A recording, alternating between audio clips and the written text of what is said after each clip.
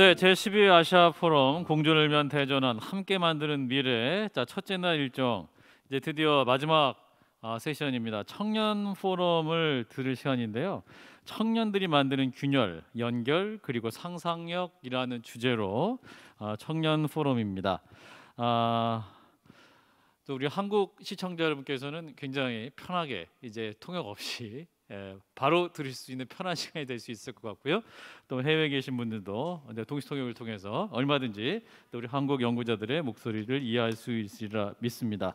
자, 오늘 청년 포럼 모더레이터에는요, 이승윤 중앙대학교 사회복지학부 교수님이시자 청년정책조정위원회 민간 부위원장님이 자리해 주셨습니다. 네, 박수로 환영해 주실까요? 예, 감사합니다. 네, 그리고 오늘 토론자로 네 분의 청년이 함께하고 계십니다. 토론자로 변재원 소수자정책연구자님, 그리고 이슬아 작가님, 조소담 미디어 다페이스 대표님, 그리고 천주희 문화연구자님 네 분입니다. 박수로 환영해 주세요. 네, 굉장히 벌써부터 무대에서 에너지가 넘치고 있는데요. 이제 마이크를 청년 포럼의 모더레이터 이승윤 교수님께 넘기도록 하겠습니다. 교수님 나와주세요. 안녕하세요. 반갑습니다. 중앙대 사회복지학과의 이승윤입니다. 오늘 12회 한겨레 아시아 미래 포럼에서 이렇게 특별 세션으로 청년 포럼을 마련하신 것에 대해서 반가운 마음과 또 감사한 마음이 들고요. 개인적으로는 제가 평소에 정말 팬심을 가지고 한번 꼭 만나 뵀으면 좋겠다 하시는 분들을 이 기회를 통해서 만나고, 또 사실 저희가 6월 달부터 한 3차례에 걸쳐서 온라인으로 또 열띤 토론을 해왔었습니다. 그래서 혹시 저만 그런지 몰라도 저는 내적 친밀감이 이미 네, 감사합니다. 이렇게 형성된 상태에서 오늘 또 이것도 종합하면서 여기 계시는 더 많은 분들과 저희가 고민한 것을 나눠볼 수 있는 시간을 가지게 된 것이 참 기쁘고 감사합니다. 현재 청년의 문제들, 청년이라는 키워드가 화두가 되고 이것이 이슈화되고 있는데, 사실 생각해보면 청년이라는 키워드는 항상 관심의 대상이었던 것 같습니다. 그런데 지금의 청년들이 동시적으로 경험하고 있는 어려움들이 무엇인가를 생각했을 때, 앞에서 발표하신 분들의 의견들과 같이 어떤 거대한 기후위기, 그리고 저성장 국면에 진입한 것, 일의 형태가 변한 것, 여기에서의 또 제도의 경직성, 여기에서 보여지는 청년 세대가 동시적으로 경험하는 새로운 위험과 어려움들이 있는 것 같습니다. 그래서 청년 담론들이 활발히 논의되고 있는데, 이렇게 청년 담론이 만들어지는 과정에 있어서 다양성이 덮게 되는 것에 대해서 저희 포럼에서는 문제 지적을 하고 이것을 어떻게 극복해 나가야 될 것인가. 왜냐하면 큰 위기를 경험하고 있을 때는 정말 다양한 시도와 상상력을 통해서 균열을 만들어내서 새로운 길을 만들어 나가야 하는데, 모두가 같은 생각을 한다거나 기존의 담론이 한 목소리에서만 계속 나오고 있다면은 우리가 새로운 길을 만들어내는 데 있어서 좁은 길로 가는 것일 수 있을 것 같습니다. 그런 의미에서 우리 청년 포럼에서는, 오늘 청년 포럼에서는 우리 시대 청년들이 경험하고 있는 어떤 어려움의 동시성 속에서도 다양성, 그리고 만들어내고 있는 균열, 이 균열이 가지고 올 새로운 사회, 또 일상 속에서 어떻게 균열을 만들어내는 경험들을 했는지를 통해서 더 많은 청년과 국민들과 또 연결해보는 실험을 또 해보는 것이 아닌가, 이런 생각이 듭니다. 오늘 네 분을 아주 간단하게 먼저 소개를 드리겠습니다. 천주희 님께서는 문화연구자로, 저는 개인적으로는 우리가 왜 공부할수록 가난해지는가라는 저서를 통해서 제가 아주 인상 깊게 읽었었는데요. 대학생이 어떻게 채무자가 되는가에 대해서 연구를 해오셨습니다. 오늘은 당신이 생각하는 청년은 없다라는 주제로 기존의 청년 담론에 대해서 비판적인 그리고 새로운 길을 가려면 어떻게 해야 될 것인가 말씀을 나눠주실 것입니다. 이어서 두 번째로는 조소담님께서 발표를 해주실 텐데요. 조소담님께서는 다페이스 대표로서 이미 5년이 되었는데 저는 한 3년 전부터 다페이스의 영상을 제 유튜브 알고리즘에 뜨면서 보게 되었었는데 여러 가지 이슈들에 대해서 또한 새로운 방향으로 이렇게 저널리즘의 세계를 만들어내고 계시지 않나 합니다. 이렇게 메시지를 새롭게 던지는 방법, 새롭게 공론화를 시도하시는 부분, 이러한 부분을 또 저희와 함께 나눠주실 예정인 것으로 알고 있습니다. 세 번째 발제 순서는 이스라님이신데요. 이스라님께서는 22세의 소설가로 데뷔하시고 일간 이스라라는 새로운 방식의 구독 모델을 발명하셔서 본인의 글을 많은 사람들에게 다가가게 하셨었는데요. 저도 개인적으로 이스라님의 글을 너무 좋아하는 팬이기도 한데요. 여기에서 청년들이 또 예술을 할 때 즉각적인 문제는 또 생계이지 않아요? 이거를 또 어떻게 새로운 경로를 만들어내셨는지 여러 가지 또 그런 실험적인 경험을 나눠주실 것으로 알고 있습니다. 마지막으로는 변재원님이십니다. 변재원님께서는 소수자 정책 연구자이시면서 전국 장애인 차별철폐연대, 저는 항상 정장년이라고 그래가지고 이렇게 풀네임을 부르려니까 그래서 연구하시면서 현장에서 직접적으로 또 제도를 바꾸는 역할을 해주시고 계시는데 저희가 사실 3차 회의에서 재원님 안 계실 때 재원님께 이 숙제를 드리자 이렇게 했는데 정치 부분이었어요. 청년에게 있어서 정치는 어떤 의미인지 저희가 생각하기에는 정당 정치를 넘어서서 정말 필요한 현장에서의 정치를 하고 계신다고 생각이 되어서 그것에 대한 경험담을 또 공유해 주시고 지혜를 나눠주실 예정입니다. 너무 기대되지 않으십니까? 네. 그러면 바로 이어서 천주희 님 연구자님께서 먼저 이야기를 시작해 주시도록 하겠습니다. 박수로 환영해 주세요.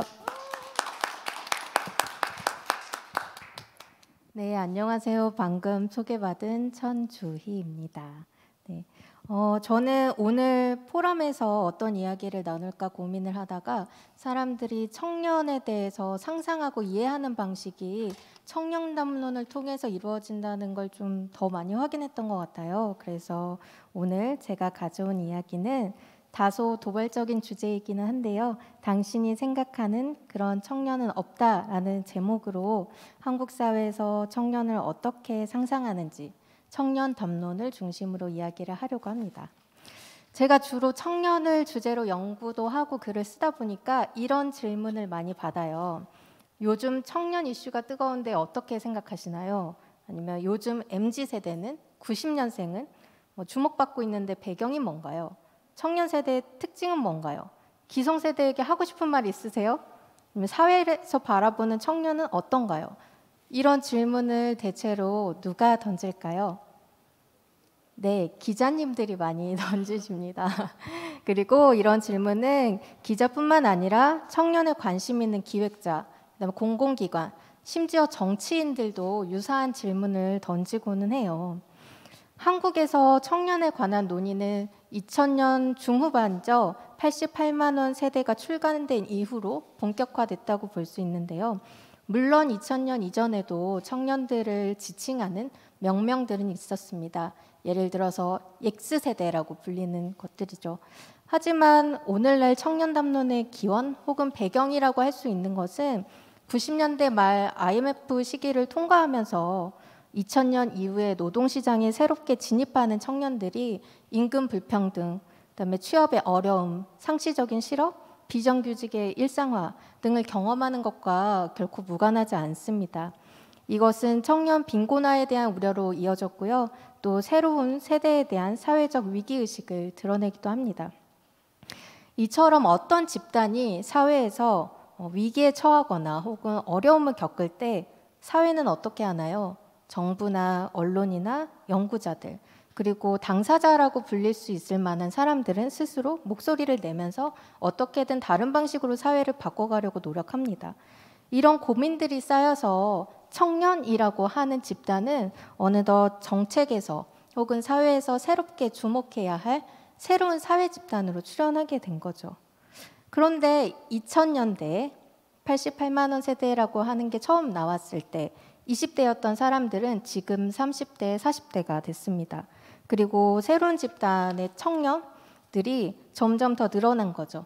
예전에는 24살까지 청년의 범주였다면 이제는 39살까지 청년의 범주가 되기도 합니다. 이렇게 시간이 흐르면서 청년에 대한 기준도 바뀌고 사회적 정의도 바뀌고 있는데요. 하지만 사람들이 생각하는 소위 청년 담론이라고 했을 때 떠올리는 청년의 모습은 어떤가요? 이미지는 어떤가요? 저는 크게 달라지지 않았다고 생각합니다. 단지 새로운 사례만 추가될 뿐이죠. 물론 빈곤 문제나 안전 혹은 불안정한 노동, 세대 불평등 이런 문제는 단기간에 해소될 수 있는 것은 아닙니다. 하지만 그렇다고 해서 우리가 청년을 바라보는 사회적인 시각까지 변하지 않을 필요는 없잖아요. 요점은 청년들의 어떤 관점과 시각이 중요하다고 말은 하지만 그리고 청년들의 목소리도 들어야 된다고 하지만 정작 M4 세대가 유행했을 때나 MZ 세대가 유행하는 요즘 그 청년들을 마치 동일한 대상 혹은 동일한 환경으로 전제를 하고 질문들을 던진다는 겁니다. 그래서 약 15년이 넘는 기간 동안 청년을 중심으로 다양한 실험과 시도, 비평의 목소리가 있었지만 여전히 사람들의 인식은 이전에 머물러 있다라고 하는 걸 오늘 좀 말씀드리고 싶었고요. 특히 청년 담론을 주도한 생산과 유통을 담당하는 언론 그리고 정치 영역에서 여전히 청년을 문제적인 집단으로 보거나 신기한 집단으로 보는 것 이러한 방식에는 사회적인 편견이나 관습에 기대서 익숙한 문법으로 청년을 해석하기 때문이라고 생각합니다. 크게 3가지 정도를 언급할 수 있겠는데요. 예를 들면 사회에서 공통적으로 지금 경험하는 부동산 문제, 주식 투자 뭐 이런 열풍이 있었잖아요. 하지만 언론이나 담론 안에서는 주류 정치, 기성세대의 어떤 추상적인 집단을 만들고 여기에 대항하는 집단으로 청년을 설정하면서 마치 이 문제가 청년 세대만의 문제인 것처럼 세대주의로 환원하는 부분이 있습니다. 두 번째 좀 공통적으로 포착되는 것은요. 성차별, 비정규직 문제와 같이 구조적인 문제와 사회문화적인 문제들을 마치 청년 세대 내 갈등의 문제로 바꿔서 말을 하는 거예요. 최근에 가장 이해할 수 없었던 단어가 젠더 갈등이라는 말이었는데요. 저는 성차별 문제가 어떻게 갈등의 문제로 치환될 수 있는지 좀 같이 질문을 던졌으면 합니다. 그리고 마지막으로 이야기하고 싶은 부분은 사람들이 담론은 청년의 현실을 반영한다고 생각합니다. 하지만 여러분도 아시는 것처럼 담론이라고 하는 것은 객관적인 것이 아니고 출판사마다 혹은 신문사마다 혹은 누가 어떻게 말을 하느냐에 따라서 그 담론은 특정한 청년을 포함하기도 하지만 배제하기도 합니다. 저희가 담론을 비판적으로 검토해야 하는 이유가 이 때문인데요. 그렇다면 현재 한국에서 청년 담론이라고 하는 것은 어떤 청년들을 유독 과잉 표상하는가라고 했을 때 남성, 4년제 대학 졸업자, 수도권 중심, 비장애인, 그리고 한국인 부모의 자녀라는 서사를 중심으로 구성되고 있습니다. 물론 몇 년 전부터 좀 이런 문제의식을 느끼는 젊은 연구자들이나 활동가들이 비수도권, 비진학 혹은 여성, 장애, 이주민, 청년들을 연구하면서 다양한 청년 담론을 만들어가고 있는데요.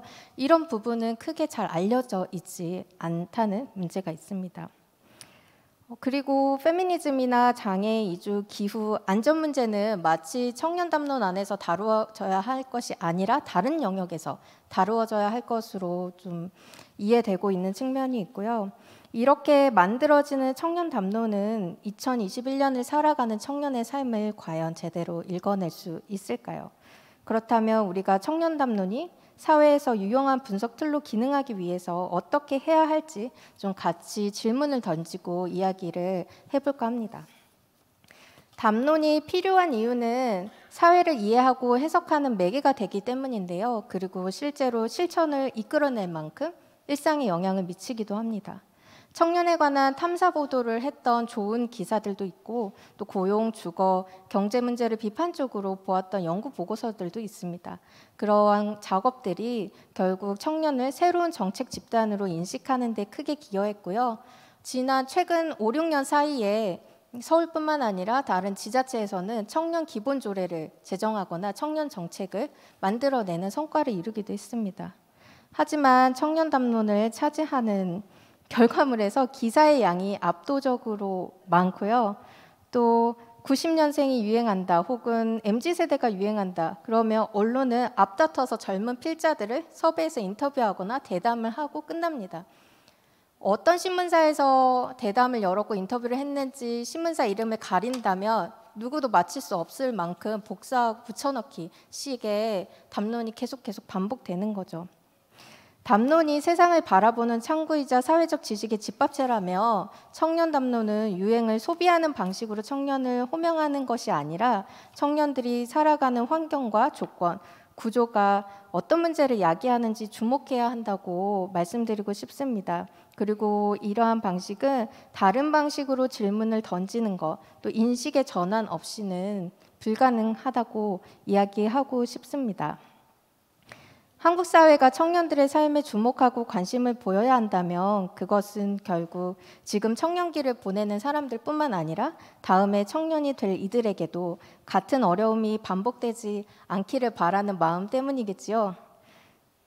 그래서 청년 담론에는 무더위에 전단지를 붙이다가 쓰러진 청년의 삶도 있어야 하고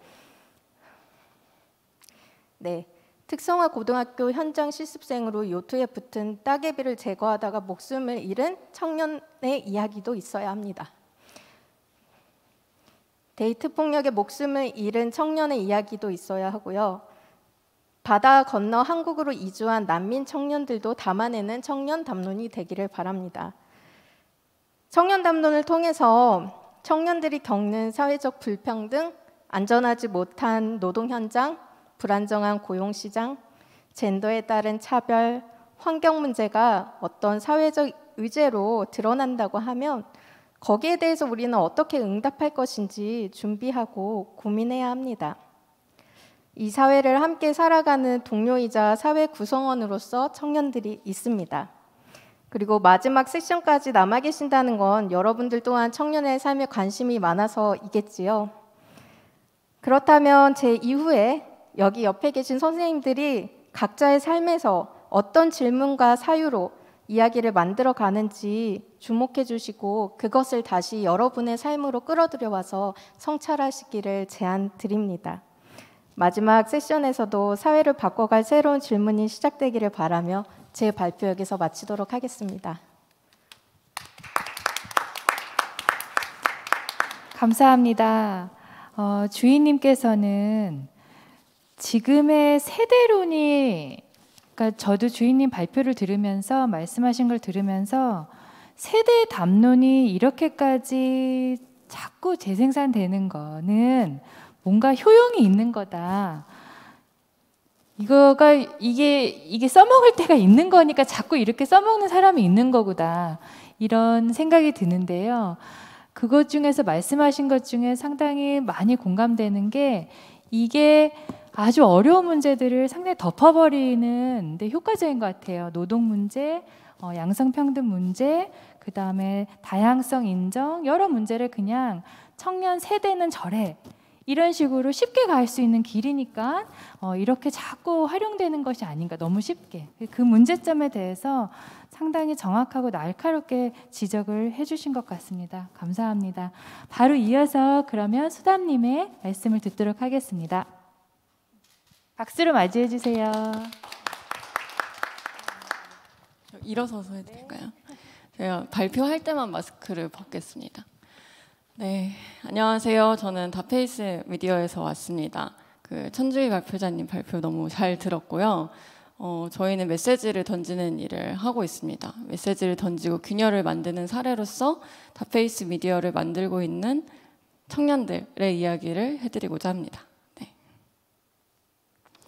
다페이스는 우리가 살아갈 세상은 달라야 하니까라는 슬로건을 가지고 우리 사회에 변화가 필요한 지점들을 이야기하고 있습니다. 동세대에서 이제 앞으로 살아갈 세상을 생각할 때 답답한 지점들이 있다는 문제의식에서 처음에는 출발을 했어요. 네. 보통 보라색 미디어라고 많이 얘기를 해주시고요. 뭐 디지털 성착취, 뭐 혹은 노동 문제, 앞으로 바뀌고 있는 어떤 젠더에 대한 인식들, 기후 위기 이런 얘기들을 주로 다루고 있습니다. 그래서 저희는 언론사로 설립을 했고 이제 유튜브 채널에서 영상을 내보내고 웹사이트에서 글기사를 쓰고 있습니다. 다페이스가 올해로 5살이 됩니다. 네, 네, 근데 저희가 감사합니다. 네, 힘겹게 생존해 왔습니다. 저희는 2016년부터 시작을 했고요. 창업을 이제 뭐 20대부터 시작을 해서 저는 이제 30대 초반입니다. 그 2016년 계속 기억하시는지 모르겠지만 이때부터 굉장히 많은 변화들이 있었어요. 그래서 페미니즘 리부트부터 시작해서 강남역 사건이 이때 있었고요. 그리고 탄핵도 있었죠. 그래서 저희가 되게 많은 한국 사회에 뭔가 변곡을 같이 지나왔다는 생각을 하고 있는데요. 설립하면서 저희가 해결하고자 했던 문제는 이 세대가 느끼고 있는 무력감이랑 연결감이었습니다. 뉴스를 봐도 내가 가지고 있는 문제의식이랑 연결되지 않는 것 같고 그리고 내가 할 수 있는 게 없는 것 같고 이런 문제들을 좀 해결해 보고자 했고 그래서 저희는 이런 메시지를 던져왔습니다. 저희가 간 곳에서 저희가 놓고 싶었던 메시지들 예를 들어서 이제 그 이한빛 PD의 사례에서는 저희가 이런 제작 환경에서 일을 하는 것이 사회생활이다라고 정의하는 사람들에게 이게 사회생활이라면 우리는 이 사회가 싫다라는 메시지를 던지는 캠페인을 하기도 했었고요. 그리고 우리에겐 페미니즘 교육이 필요하다, 성평등 교육이 필요하다라는 테마로 우리에겐 페미니스트 선생님이 필요합니다라는 캠페인도 했었습니다. 그리고 간호사 노동 문제를 다루면서 간호사의 노동 문제 그냥 그 현장에서의 문제인 게 아니라 우리도 같이 연결되어 있는 그 간호사들이 겪는 문제는 이제 살고 싶고 살리고 싶은 욕망에서 나온다는 메시지를 던지기도 했고요. 당신 곁에 내가 살 권리라는 이름으로 장애인 탈시설 문제 그리고 코로나로 이제 키퍼를 할 수 없게 됐을 때 우리는 없던 길도 만들지라는 온라인 키퍼를 열기도 했습니다. 네, 연대행렬도 열었었고요. 그리고 올해는 정치인들이 이제 안 보이는 데서 해라라는 얘기를 한 걸 보고 어디서든 길을 연다라는 테마로 공공 이제 시설물들의 광고를 하기도 했습니다. 저희가 청년 세대들이 만들었고 그리고 동세대 문제의식을 이해한다라고 했을 때 그럼 너희 청년 미디어야? 라고 하면 너무 어색한 말이라고 느낄 때가 많이 있습니다. 저희가 기획을 어떻게 시작하는지 이야기를 어떻게 시작하는지는 조금 차별점이 있다고 생각을 해요. 다페이스의 기획은 대화에서부터 시작을 합니다. 나는 답답해. 나는 앞으로 이런 게 변해야 될 것 같아. 라는 얘기들을 나누면서 아이템을 발제를 하는데요. 예를 들면 저희가 식욕억제제 관련해서 고발하는 영상을 찍은 적이 있는데 이 영상을 발제한 이제 PD님 같은 경우에는 식이장애를 오랫동안 겪고 있었습니다.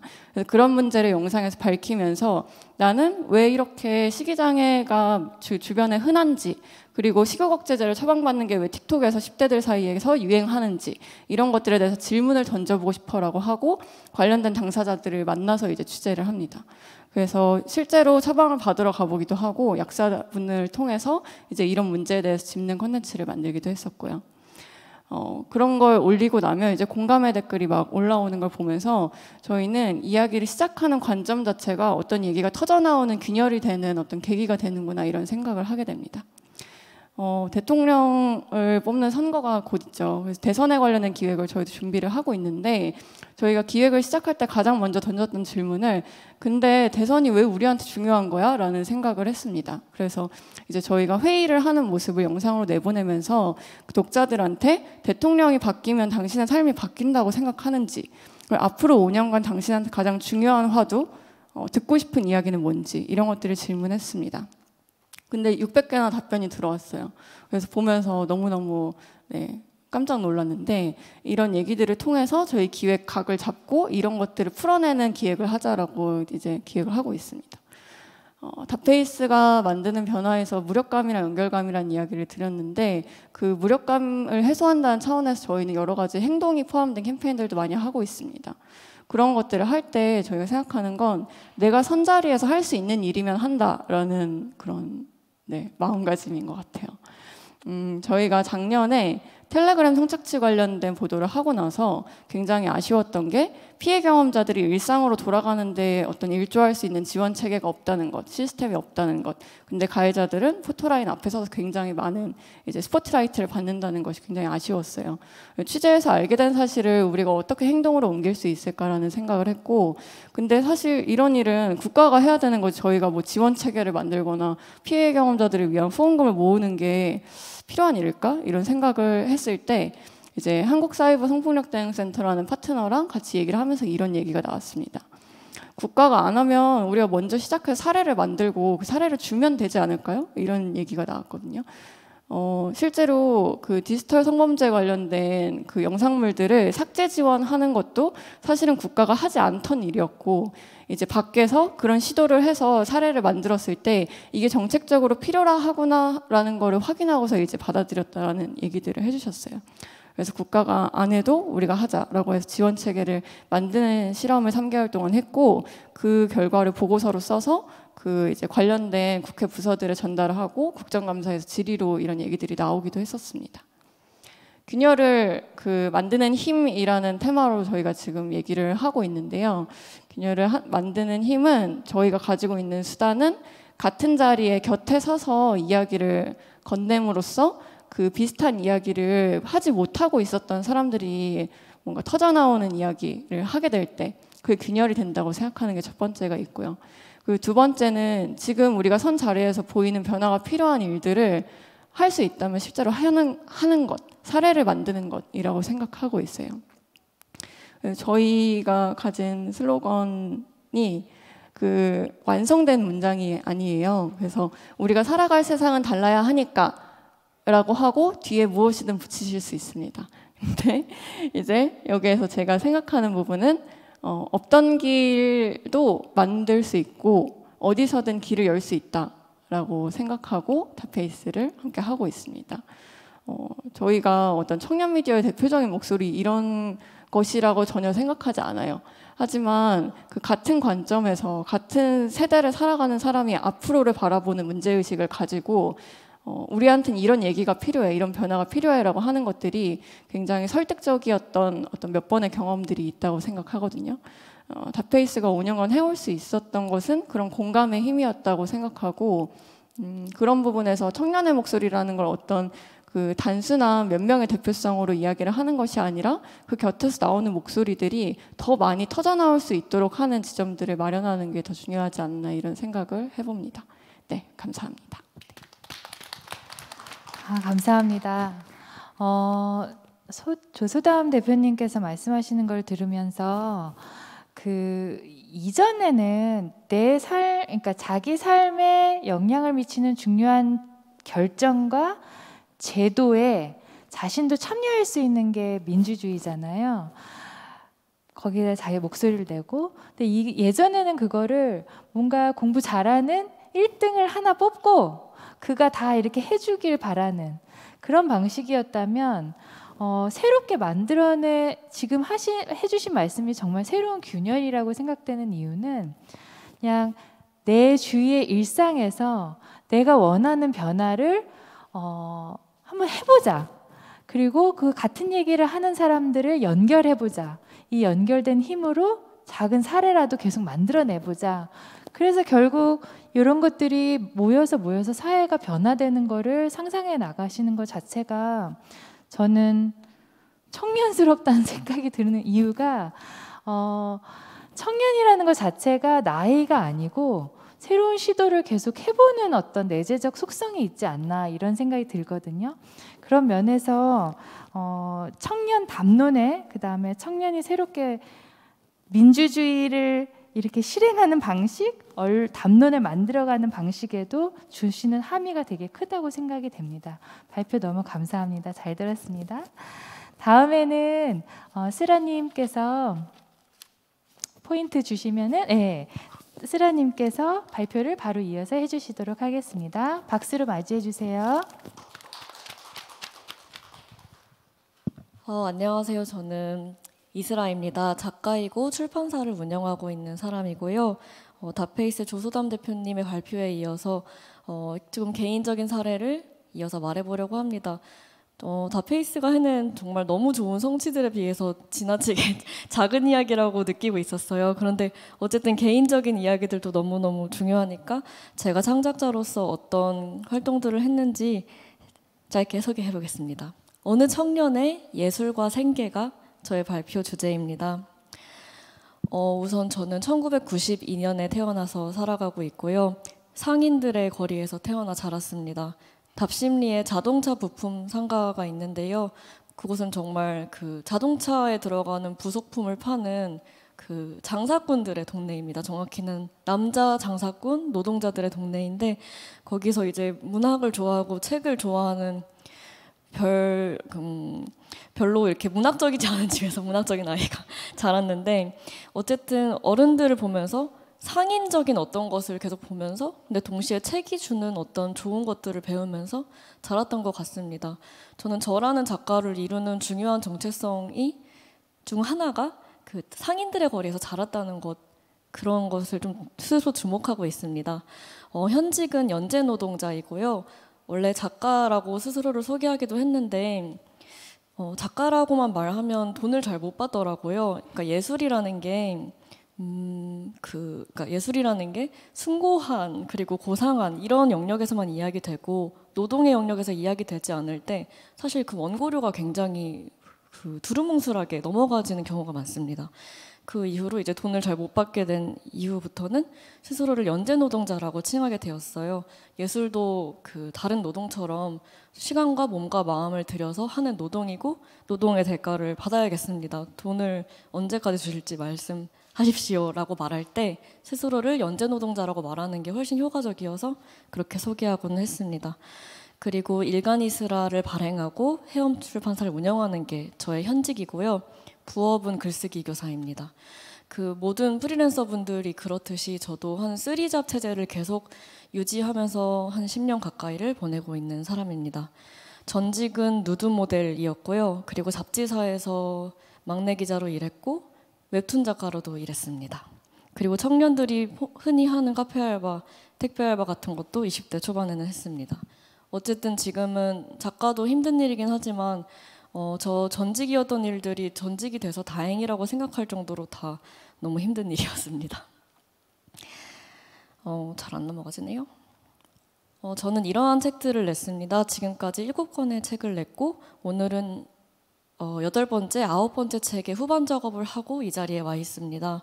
책을 굉장히 왕성하게 많이 쓰는 편인데요. 그것은 일간이스라에서 글을 아주 부지런히 쌓고 있기 때문입니다. 제가 청년 프리랜서 작가로 한 5년째 지냈을 때 이러한 고민을 하게 되었습니다. 되게 힘들다. 왜냐하면 지출은 고정적인데 수입은 전혀 고정적이지 않기 때문. 그리고 누가 나를 간택해 줄 때까지 계속 기다려야 하는 입장이어서입니다. 뭐 출판사, 잡지사, 신문사가 저를 흠모하고 간택할 때까지 일이 없다는 게 굉장히 힘이 들었고요. 어쩌다가 신문사에서 청탁을 받아도 10만 원, 15만 원 정도의 돈을 받고 그 생계를 하기가 너무 어려워서 고민을 많이 했던 것 같습니다. 그리고 제가 쓰고 싶은 글을 제가 쓰고 싶은 분량으로 그리고 그 내용을 자유롭게 쓸 수 없다는 것도 고민이 되었고 그때 마침 대학을 졸업한 지 1년이 되어서 학자금 대출 상환을 해야 됐습니다. 그 천주희 연구자님이 그 중요한 주제로 던지셨듯 우리는 왜 공부할수록 가난해질까요? 저도 이제 신문방송학 전공하다가 2,500만 원을 갚아야 되는 시점에 서게 되었습니다. 그때 하게 됐던 질문이 이 5가지입니다. 내가 직접 독자를 모으면 어떨까? 그러니까 내가 직접 플랫폼이 되면 어떨까? 그리고 글을 직거래할 수 있지 않을까?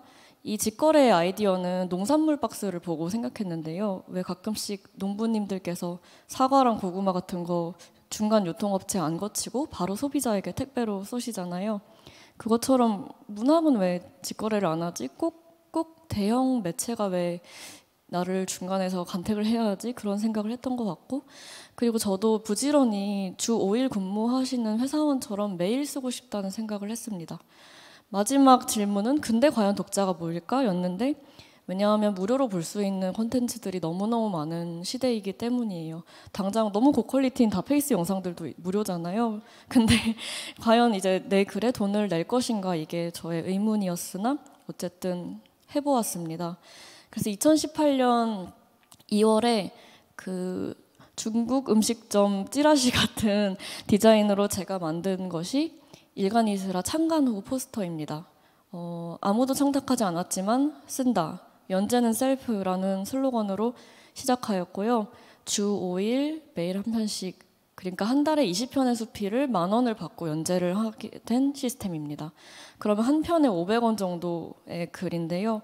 글 한 편이 500원, 오뎅보다 싸다, 그러니까 어묵보다 싸다고 홍보하면서 어묵 하나보다 더 만족감이 있는, 포만감이 있는 글을 쓸 것을 약속하는 포스터였고, 어쨌든 부업으로 대충 시작한 것이기 때문에 한 30명 정도만 모여도 글을 쓰겠다고 생각하고 시작했다가 이 프로젝트가 너무 홈런을 쳐버려서 굉장히 놀랐습니다. 그 이후로 일간이스라는 4년째 계속되고 있습니다. 4년 내내 매일 쓴 것은 아니고요. 그 건강이 악화되어 중간중간 휴재를 하면서, 그러나 여전히 계속 늘어나는 구독자들 속에서 사랑받으며 연재하고 있습니다. 일간이스라가 처음 등장했을 때 저에게도 이게 새로운 경험이었지만 독자들에게도 새로운 경험이라 계속 트위터에 반응이 올라왔던 기억이 납니다. 돈을 받으면 일간이스라를 위해 10,000원을 빼놓는다든지, 혹은 빨간 날이라서 일간이스라 안 오면 서운해 하신다든지, 그런 독자님들의 반응도 있었지만 동료 작가들 사이에서의 파장이 굉장히 컸습니다.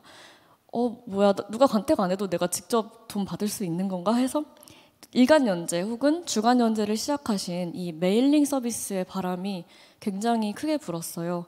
그래서 출판계에 구독 경제 그리고 메일링 서비스라는 아주 큰 파도가 불어오게 됩니다. 그리고 저는 1년 정도 연재를 하면서 학자금은 진작 다 갚았고 저의 대출금 상환 소식이 시사인에 실리게 되는데, 제가 빚을 갚았다는 이야기가 저렇게 세상에 알려질 줄 몰랐지만 어쨌든 구독 경제가 작가들의 생계 활동을 바꾸고 있다는 분석이 이어지게 되었습니다. 이후 저는 독립적인 연재뿐만 아니라 독립적인 출판도 하면서 어떤 매체나 단체나 기관에 의존하지 않고 스스로 뭔가 다 해먹는 활동을 하면서 생계를 이어가고 있는 창작자 중 한 명입니다. 일간이스라에서 무엇을 쓰냐고 물어보신다면 처음에는 그냥 저라는 창작자를 굉장히 요란하게 그리고 화려하게 소개하는 매체에 가까웠던 것 같아요. 그런데 구독자가 어느 정도 쌓이고, 그리고 저도 시선이 계속 넓어지고 확장되게 되면서 더 많은 등장인물들을 제 글에 초대하게 됩니다. 그리고 장르도 다양해지고 주변 작가를 발굴해서 큐레이팅할 여유도 생기게 되고, 그리고 장애인 독자님들을 위한 다양한 시스템도 도입하게 됩니다. 주로 수필, 에세이를 쓰던 작가가 인터뷰어로서 활동하게 되는 계기가 있기도 했습니다. 그러니까 글을 계속 쓰다 보면 중요한 얘기가 나 말고 남들에게 있구나라는 걸 알게 되는 순간이 오잖아요. 그래서 계속 다른 사람의 이야기, 마이크를 덜 쥔 사람의 이야기를 찾아다니면서 인터뷰어로서도 활발하게 활동하고 있습니다. 그리고 아까 저희 세션 전에 한참 이야기하셨던 기후위기도 물론 저희에게 중요한 화두입니다. 동물권, 기후위기, 탈육식에 관한 칼럼을 열심히 쓰고 있기도 합니다. 사실 굉장히 인기 없는 주제라 이런 것을 하면 독자가 조금 떨어져 나가는데요. 근데 어떤 독자층은 더 단단해져 간다고 느낍니다. 동시대랑 호흡하면서 계속해서 칼럼을 쓰고 있는 요즘입니다. 그리고 제가 후원하는 정치인과 함께 이런저런 창작 활동을 하기도 합니다. 저는 정의당 국회의원 장혜영 의원님의 후원회장인데요. 아마 한국 정치 역사상 가장 어린 그리고 가장 가난한 후원회장이 아닐까 싶습니다. 그리고 장혜영 의원님과 저는 아마 흑수저 조합이라는 점에서 국회에 작은 균열을 내지 않았나 싶은데요. 둘 다 예술가였고 창작자였던 배경을 잘 살려서 어떻게 정치와 예술을 아름답게 병행할 수 있는지 고민하며 최근에도 여러 영상 작업을 하고 있습니다. 마지막 페이지인데요. 그래서 저의 질문들은 이렇게 흘러갑니다. 처음에는 어떻게 글 써서 먹고 살 수 있을까를 질문했다면 제가 스스로를 간택함으로써 어떤 매체의 제한을 받지 않고 제가 읽어놓은 풀 안에서 잘 성장할 수 있는 방법을 찾을 수 있게 된 것 같습니다. 그리고 계속해서 시선이 확장되면서 세상이 어떻게 달라지면 좋을까? 그러려면 내가 어떻게 달라져야 할까를 질문하게 되었습니다. 이전 발표에서 균열은 내가 할 수 있는 것을 내가 선 자리에서 하는 것이라고 말씀해 주셨는데요. 그렇게 한 결과가 일간이스라이고 해엄 출판사이고 그리고 정치와의 협업이고 기후위기에 대한 칼럼이고 그런 것 같습니다. 어쨌든 이 모든 이야기를 끝까지 읽게 쓰는 것이 저의 유일한 사명일 텐데요. 매력적으로 그리고 유머를 잃지 않고 좋은 글을 쓰기 위해 계속 노력할 것 같습니다. 제가 아는 사람 중 가장 유머를 잘 잃지 않는 분께 마이크를 넘길 텐데요. 이어지는 발표도 잘 들어주시면 좋겠습니다. 감사합니다. 그러면 이슬아님께서 바로 넘겨주셨으니 바로 발표 듣도록 하겠습니다. 변재원님 발표 시작. 박수로 또 맞이해 우리 했던가요? 박수 이미? 환영 박수 해주세요. 감사합니다. 네, 안녕하세요. 네, 저는 소수자 정책을 연구하고 있고 소개해 주신 바와 같이 전국 장애인 차별 철폐 연대에서 활동하고 있는 변재원입니다. 제가 왜 이 앞에서 발제자분들께서 일어날까 잠깐 궁금했는데 이게 진짜 여기 앉으니까 이 스크린이 잘 안 보이는 게 있어요. 그래서 저도 장애를 극복하고 한번 일어나서 해보도록 하겠습니다. 그래서 오늘 제가 할 주제는요, 내일의 제도를 만들려면 오늘의 제도를 넘어야 하니까라는 이야기인데요. 무슨 뚱딴지 같은 소리신가 하시겠지만 다 듣고 나면 무슨 말인지 알겠다 하시는 원포인트 레슨이 될 것 같습니다. 가보겠습니다. 바로 정치 얘기를 할 수가 없더라고요. 그러니까 사연은 그렇습니다. 이제 제가 시민단체 활동을 낮에는 하고 밤에는 논문 쓰고 이러고 있거든요. 근데 이 낮에는 활동을 열심히 해야 되니까 월급 노동자로서 이제 국토교통부와 면담을 끝나고 딱 왔더니 여기 계신 분들께서 당신의 주제는 정치다라고 해맑게 얘기하길래 저는 정치를 해본 적이 없는데요 라는 생각과 함께 그러면 생활 세계에서의 정치를 얘기하자. 저는 대통령 비서관도 아니고 그리고 국회의원도 아니기 때문에 제가 정치를 이야기하는 게 굉장히 좀 어렵다고 느꼈는데요. 일단 당신의 주제는 청년 정치다라고 얘기를 듣게 되면은 두 글자에 굉장히 어려운 조합들이 생깁니다. 첫 번째, 청년이란 무엇인가?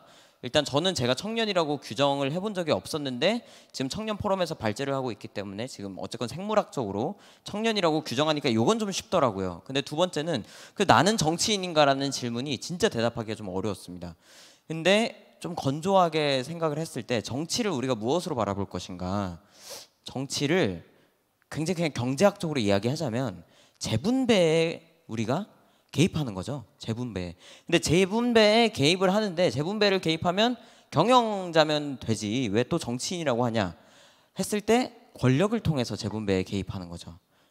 파워인 거죠. 근데 이 굉장히 재밌는 게 뭐냐면 권력을 통해 재분배에 개입한다고 생각하기 때문에 많은 분들이 권력을 가진 사람들을 바로 생각하게 됩니다. 예컨대 국회의원, 예컨대 청와대 비서관, 보좌관. 그런데 저에게는 권력이 있을까요, 없을까요? 라고 질문했을 때 저에게는 권력이 있습니다. 저에게 어떤 권력이 있는지 이때 조금씩 살펴보겠습니다. 굉장히 작고 소중한 권력들이 있는데요. 그 이야기를 하기에 앞서서 생활세계에 대해서 좀 이야기를 해야 될 필요가 있는데요. 저는 바로 갑자기 이렇게 지금 한 2주 만에 정치인이 되긴 했지만 정치인이 바로 됐던 건 아니고요. 원래는 저는 예술학도였습니다. 그러니까 예술가를 지망하던 학생이었죠. 그래서 저 20대 저 20살 때인데요. 제 연극을 하던 장면이 나오네요. 네, 연극을 했고요. 그다음에 연극 학교 이제 예술학교를 다니다 보니까 친구들이 다 방과 후에는 자신의 좋은 피지컬한 이 신체적 능력을 믿고 여러 페스티벌을 다니는 걸 봤습니다. 그래서 제가 소외되기 싫어서 저도 같이 따라가서 춤을 췄습니다. 처음에는 약간 요새 청년 말로 입밴이라고 하거든요. 입구에서 밴 당하다 이 입밴을 많이 당했는데 근데 이제 굉장히 너그럽게 소비자로서 돈 내는 축제 가니까 거기는 껴주더라고요. 그래서 돈 내고 이제 축제에 가서 춤을 추기도 했고요. 그 다음에 저는 사실 음악을 즐겼는데요. 네. 고등학교를 다닐 수가 없었습니다. 제주도 사람인데요. 엘리베이터가 없었거든요. 그래서 고등학교를 못 다니니까 정말 시간이 많이 남았습니다. 그 남는 시간 동안 제가 했던 거는 베이스 기타 치고 신디사이저 연주하고 뭐 작사 작곡하고 이런 일들을 했는데 20대 때도 계속 그랬습니다. 한마디로 딴따라였다는 거죠. 그래서 계속 연극하고 춤추고 노래하고 연극하고 춤추고 노래하고 하다 보니까 모든 정신의 집중은 다 저에게 와 있었습니다. 그러다가 대학을 졸업하고 나니까 먹고 살아야 되더라고요. 그 먹고 사는 문제에 바로 부딪히기 시작하니까 저는 그 앞에서 두 분과는 달리 바로 미디어나 예술을 바로 포기하는 태세 전환을 했습니다. 절대 이렇게 해서는 먹고 살 수가 없다라는 결정을 과감하게 하고 역시 사람은 취업을 해야 된다라는 생각을 해서 취업 시장에 나갔는데 웬걸 취업이 안 되는 거예요. 네, 아니 최종 면접에 갔는데 이런 질문을 하더라고요. 그 장애가 있는데 여기서 끝까지 일할 수 있겠어요? 그때 딱 직감했죠. 안 되는구나 라는 느낌을 좀 받았어요. 그래서 안 되겠구나 라는 생각을 하고, 보통 오늘날 제가 아주 현실적으로 많은 어떤 연구자님께서는 기분 나빠하실 수도 있지만 청년들이 취업을 안 되면 어디로 가냐? 보통 대학원을 갑니다. 근데 저 같은 경우도 좀 비슷했어요. 학교에서 그 주어지는 연구원의 일자리를 하면서 대학원을 진학하게 되는데요. 대학원으로 이제 서울대학교 행정대학원에 가서 이제 행정학 공부를 하기 시작합니다. 행정학을 고르게 된 계기도 간단한데, 그 어쨌건 대학원을 가서 약간의 생계, 그리고 저는 그 당시에 집이 없었는데 결혼은 한 굉장히 아이러니한 상황이었기 때문에 그 신혼집이 500에 45 대학가 원룸이었거든요. 근데 여기서 계속 살기가 좀 어려운 거예요. 그래서 학교 기숙사가 있으면 참 좋겠다라는 생각을 갖고 이제 기숙사가 제일 싼 학교를 찾다가 이제 서울대학교를 가게 됐고, 이 연구소에서 막내야 행정학은 누가 한 명이 해야 보고서에 이 틀이 멋지게 나온다라고 해서 제가 행정학을 그냥 고르게 되었습니다. 그래서 행정학을 공부하게 됐어요. 행정학 공부하다가 그 구글 코리아에서 연락이 옵니다. 당신 굉장히 삶을 이상하게 사는 것 같은데 우리 같이 일을 하자. 유튜브라는 곳에서 마케팅을 하려고 하는데, 지금처럼 유튜브가 유명하던 시대가 아니었어요, 그때는. 그래서 유튜브 좋죠 해서 유튜브에서 바로 일을 했는데, 그때가 사실은 구글 코리아가 처음 뽑은 장애인 사원이 저였습니다. 그래서 그 당시에 이제 구글 코리아 인턴으로 유튜브 마케팅을 했습니다. 근데 이때 제가 느꼈던 건 뭐냐면 제 능력이 곧 성과더라고요. 그러니까 저는 저만 잘 살면 되지 뭐 사회에 대한 관심이 크게 있지는 않았습니다.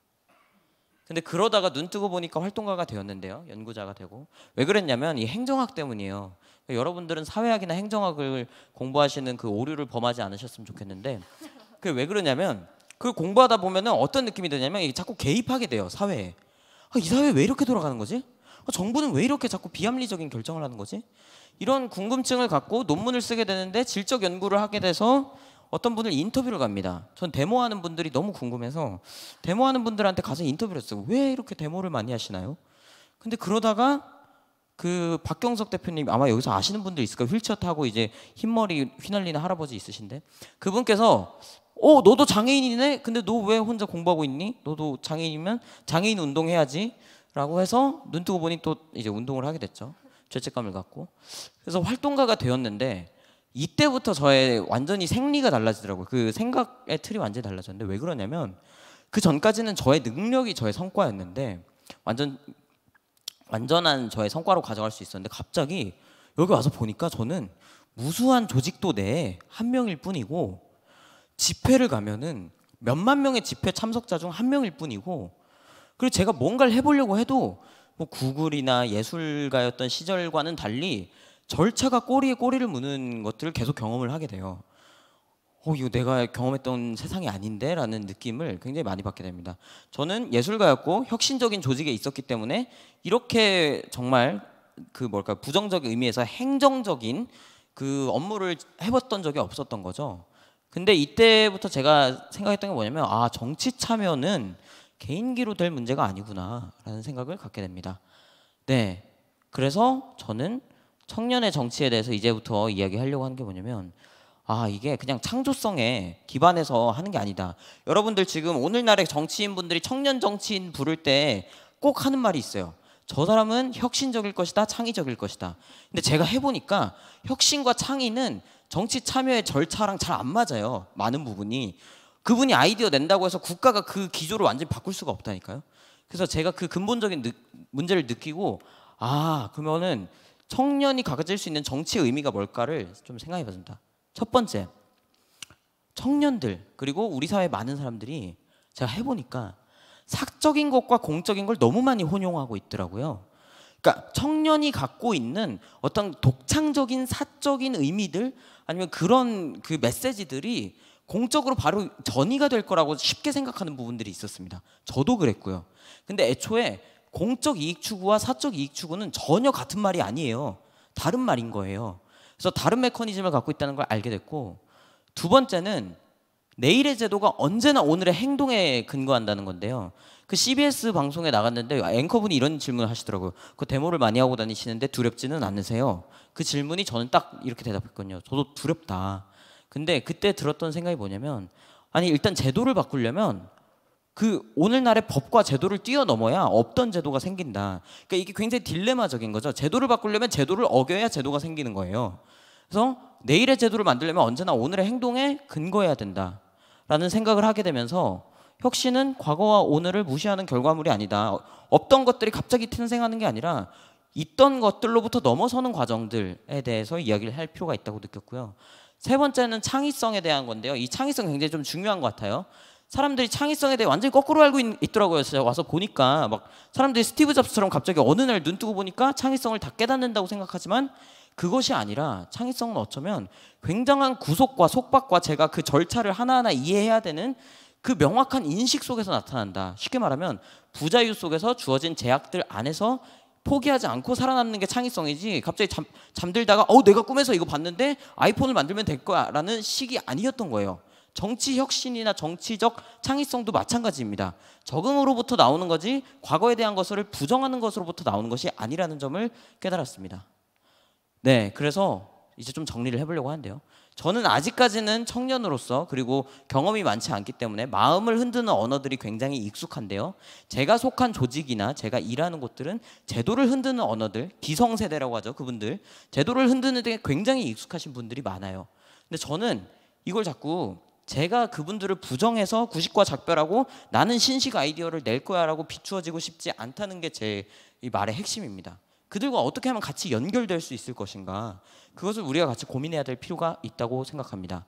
내일의 제도를 만들려면 오늘의 제도를 넘어야 되기 때문에 현존하는 제도 그 자체를 이해하지 않고는, 현존하는 제도 속 여러 마음을 살피지 않고서는 결국 우리는 아무것도 넘을 수도 없고 만들 수도 없습니다. 청년에 대해서 과도한 환상을 갖는 것이 저는 사실 조금 걱정되는 지점들에 대해서 말씀드리고, 또 우리가 계속 어떤 분들이 저한테 질문하거든요. 굉장히 구시대적인 조직에서 일을 하는 이유가 뭐냐, 너처럼 창의적인 애가. 창의성을 거꾸로 알고 있는 거라니까요.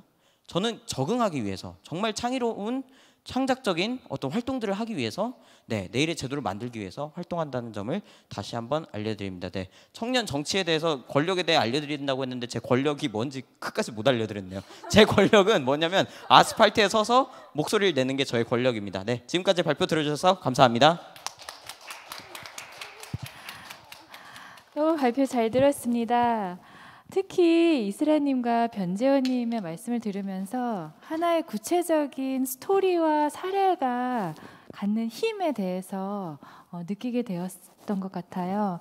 특히 이스라님께서는 지금 현재 우리나라 노동시장 전 세계적이기도 하지만 일의 형태가 변하면서 청년을 중심으로 또 프리랜서가 많이 늘어나고 있는데, 여기서의 어려움은 불확실성 같아요.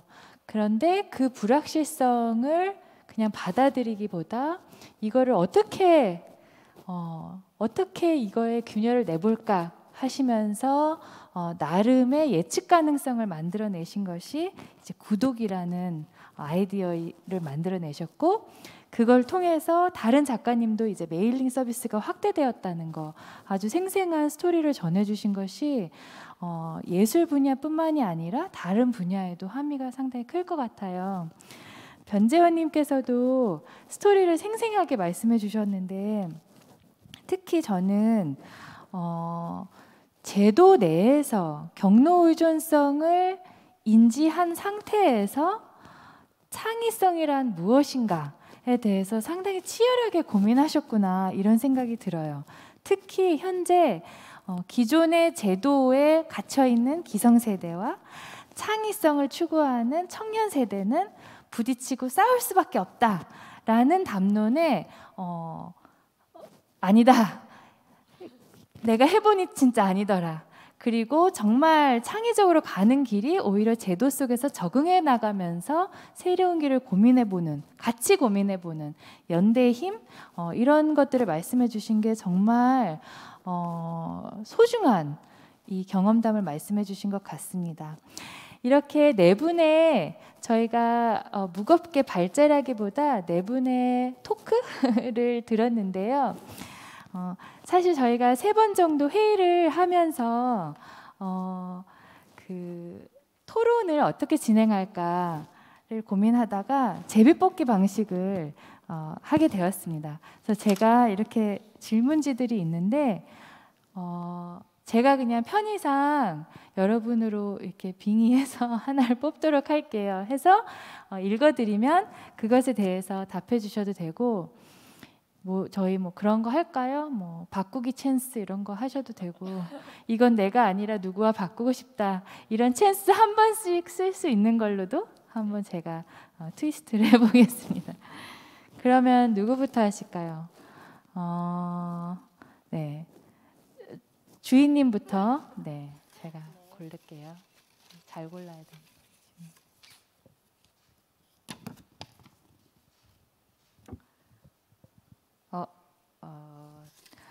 좀 무거운, 근데 그런가요? 아니에요. 근데 딱 적임자시기도 해요. 현재 청년 담론에서 그려지고 있는 청년의 이미지는 청년이 동질하다고 간주됩니다. 수도권, 4년제 대학 졸업, 비장애인, 한국인 부모의 자녀, 그리고 모두가 결혼하고 출산을 하고 소위 이전 세대가 만든 어떤 정상가족의 이미지로 살기 원하는 모습으로 그려지고 있는 것 같습니다. 물론 가끔 빈곤하거나 산재에 의해서 가끔씩 드러나는 매우 취약한 청년이 드러나기도 합니다. 실제로 우리 사회에서 대부분의 청년이 비슷한 생각을 하고 비슷한 모습으로 사는 사회를 한번 상상해 보기로 해요. 모두가 똑같은 모습의 청년들, 똑같은 것을 추구하는 청년들로 이루어진 그런 상상 속의 사회는 어떤 모습일까요? 그리고 다양성을 인정한다는 것은 왜 중요할까요? 네, 이 질문에 대한 답변은 저희 세션에서 가장 유머러스한 변재원 선생님이 네, 해주시는 것이 더 적절하지 않을까 싶은데요. 네. 네. 그 가정 자체가 성립할 수 없다고 얘기하면 많이 허무하시겠지만 한번 들어보시겠어요? 모두가 같은 청년이라고 우리가 한번 예상을 해봅시다. 근데 사실 그 예상이 어쩌면 현실적이에요. 지금도 이미. 왜냐하면 공교육 체계에서 같은 교육 과정을 배우면 사실 어느 정도는 비슷한 생각을 갖고 있을 수밖에 우리가 없잖아요. 근데 결국 우리가 달라지는 지점이 어딘가를 생각해 보면, 제가 생각했을 때는 그러니까 이게 우생학적으로 생각이 다르게 태어났다기보다는 환경적 요인들인 거거든요. 결국 내가 어디에 살고 있는가, 나의 부모는 누구인가, 나의 자산은 얼마가 있고, 그리고 내가 오늘 해야 되는 일들은 다른 사람과 얼마나 차이가 있는가라는 그 문제들로부터 저는 사람이 구성된다고 생각하거든요.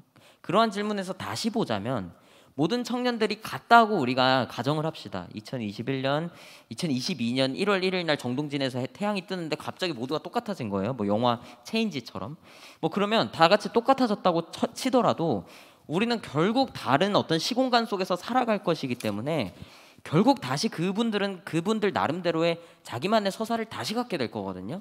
그러니까 결국 제가 하고 싶은 이야기는 뭐냐면, 청년의 경우에는 어떠한 경우에도 그냥 다를 수밖에 없는 거고, 그 다를 수밖에 없는 건 우리가 청년이라는 그 개념을 바꿔야 된다는 본질적인 질문과 맞닿아 있습니다. 무슨 말이냐면, 지금 언론이 청년 두 글자로 지금 표현하고 있잖아요. 사회 환경적인 그 면을 고려하지 않기 때문에 같을 수 있을 거라는 착각을 갖는 게 바로 저는 저 질문과도 좀 유사한 것 같아요.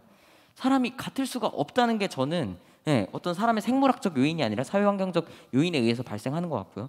그럼에도 불구하고 우리가 모두 다 여기 지금부터 대강당 문 닫아놓고 여기에 모든 청년들이 다 같이 살아서 다 똑같은 생각을 할 수밖에 없다고 우리가 가정을 해볼게요. 그러면 세상은 어떻게 달라질 것인가? 여기가 지금 사회인, 여기가 소사이어티인 거죠. 소사이어티. 그렇게 됐을 때 발생할 수 있는 사회는 상상을 좀 해보자면 굉장히 커다란 추진력은 있을 것 같아요. 무슨 말이냐면 반대에 대한 목소리는 없을 것 같아요. 왜냐면 우리가 모두가 같은 생각을 갖고 있기 때문에 어떤 기조가 똑같을 것이고 기조에 대해서 실행하는 데 있어서 부정하는 사람이 없을 테니까요. 근데 단점이 뭐냐면 당연히 그게 오래가지 못할 것이라는 거죠. 제가 아까 정치의 문제 얘기할 때 자원의 재분배 문제를 얘기했잖아요. 모두가 똑같은 생각을 갖고 똑같은 행동을 취할 때 가장 큰 문제는 뭐냐면 모두가 똑같은 걸 원한다는 거거든요. 그러면 결국 재분배가 되지 않고 이 사회가 그다지 오래 유지되지 않을 거라는 강한 확신은 제가 가질 수 있습니다. 그래서 청년은 다를 수밖에 없다. 그리고 그것이 건강하다라는 결론으로 좀 말씀을 드리고 싶고, 마지막 질문이 뭐였죠? 다양성을 그래서 왜 인정해야 될지. 다양성을 왜 인정해야 될지군요. 다양성을 왜 인정해야 되냐면 제가 이렇게 얘기하니까 거의 무슨 호모 어쩌고 뭐 이런 거 발표하는 그 무슨 철학자가 된 느낌인데, 다양성은 왜 인정해야 될지가 결국 좀 너무 건조한 이야기이긴 하지만 서로 원하는 게 달라야 돼요. 네, 서로 원하는 게 달라야 돼요.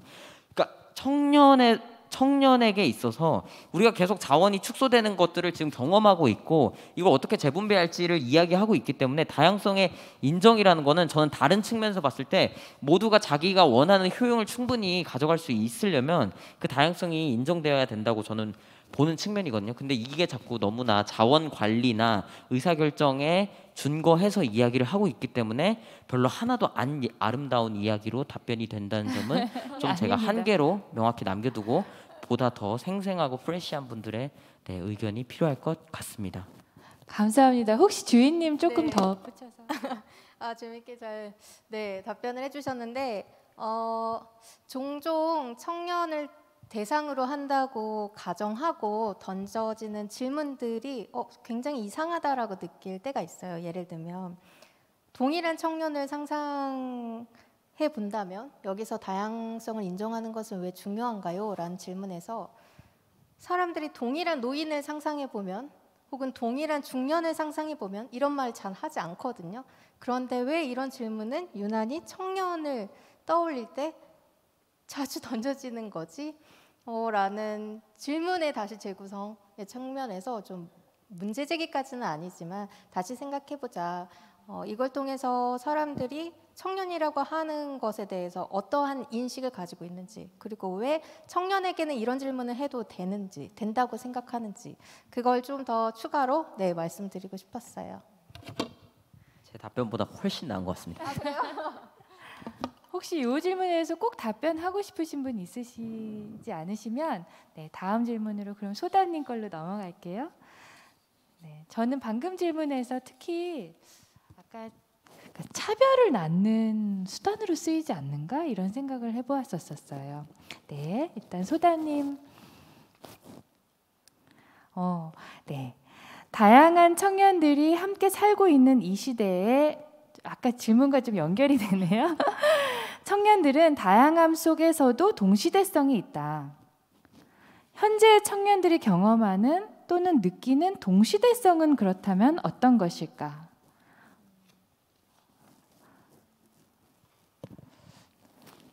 어려운 질문들 많이 짰네요.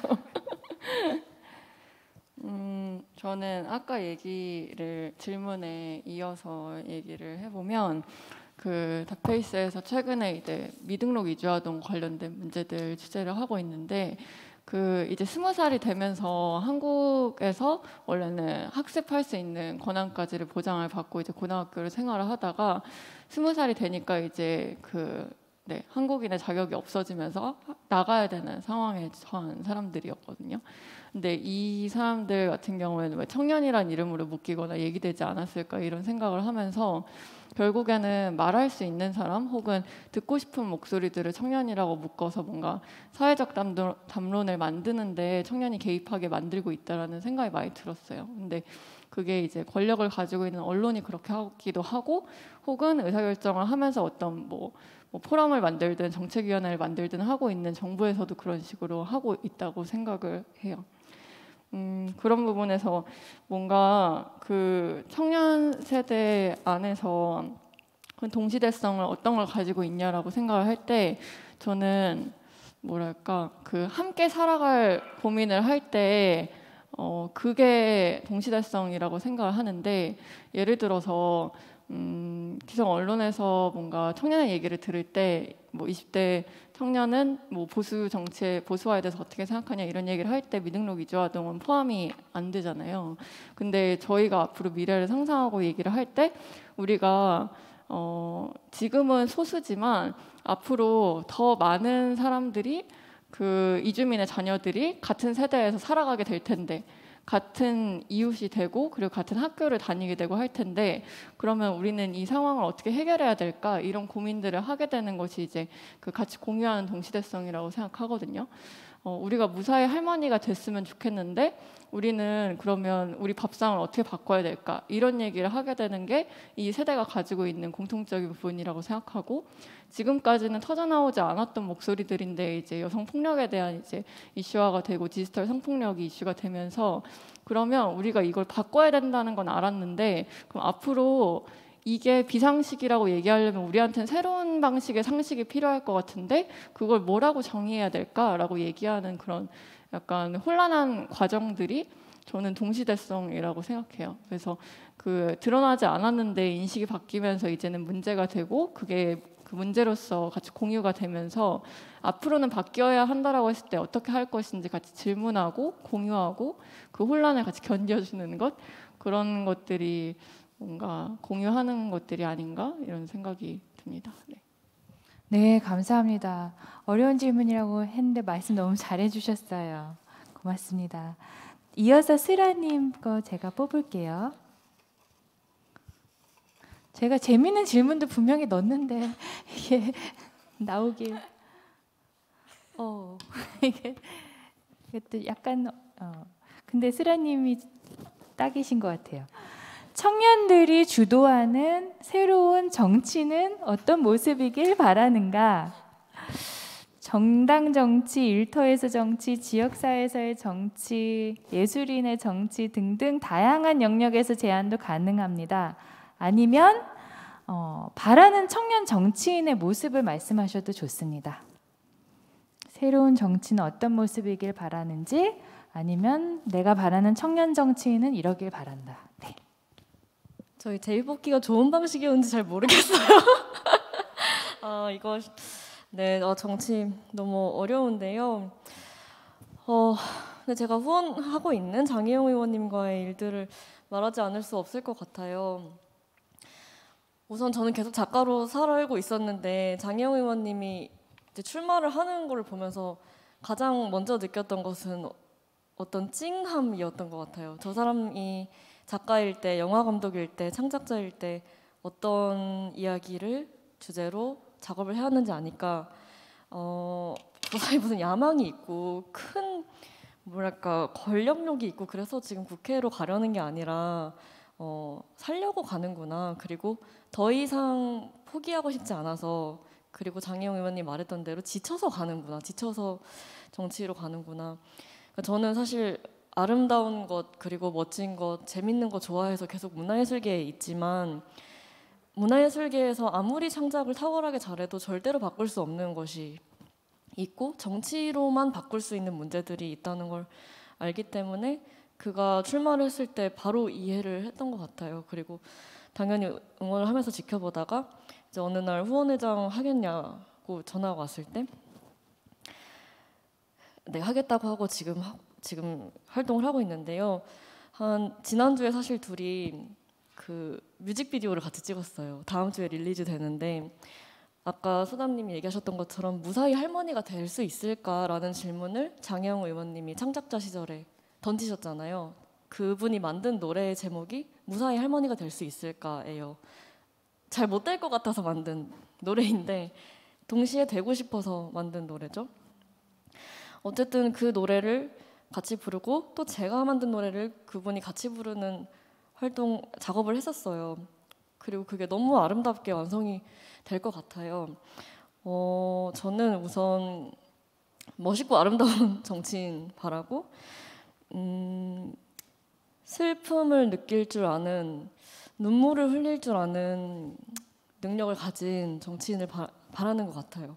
그 장혜영 의원님이 그 변희수 하사님 소식이 있을 때 그것을 전하면서 정말 너무 참지 못하고 울었던 기억이 나요. 근데 저는 그분이 눈물을 굉장히 조심히 쓰실 거라고 생각하거든요. 그 공식적인 자리에서 울지 않으려고 되게 노력하실 것 같은데, 근데 참으려고 해도 참을 수 없는 눈물이라는 게 있고, 변희수 하사님의 부고 소식은 장혜영이라는 정치인한테 그랬을 것 같아요. 그 같은 생각을 아까 주희님 발표 들으면서 했어요. 그 어떤 사례를 그 내 입 밖으로 내뱉을 때 약간 목이 메이지 않고는 내뱉을 수 없는 사례라는 것이 있잖아요. 저희가 오늘 청년 담론에 대해서 이야기하고 있는데 이 담론의 특성상 어쩔 수 없이 생어보다 사어가 많은 것 같아요. 그러니까 죽어있는 단어, 팔팔이 살아있는 단어 말고 한자어, 사어들이 훨씬 많은데 사실 삶이라는 것은 너무나 생어들로 가득 차 있고 그것들을 생어처럼 느끼는 정치인들이 많았으면 좋겠다는 생각이 들어요. 그것은 너무 안타까운 일들 앞에서 슬퍼할 수 있는 능력을 가졌다는 말과도 같다고 저는 생각해요. 네, 제가 생각하는 정치에 대한 것은 그 정도이고 보충을 누가 해주셨으면 좋겠습니다. 보충하고 싶으신 분 있으신가요? 네, 소담님.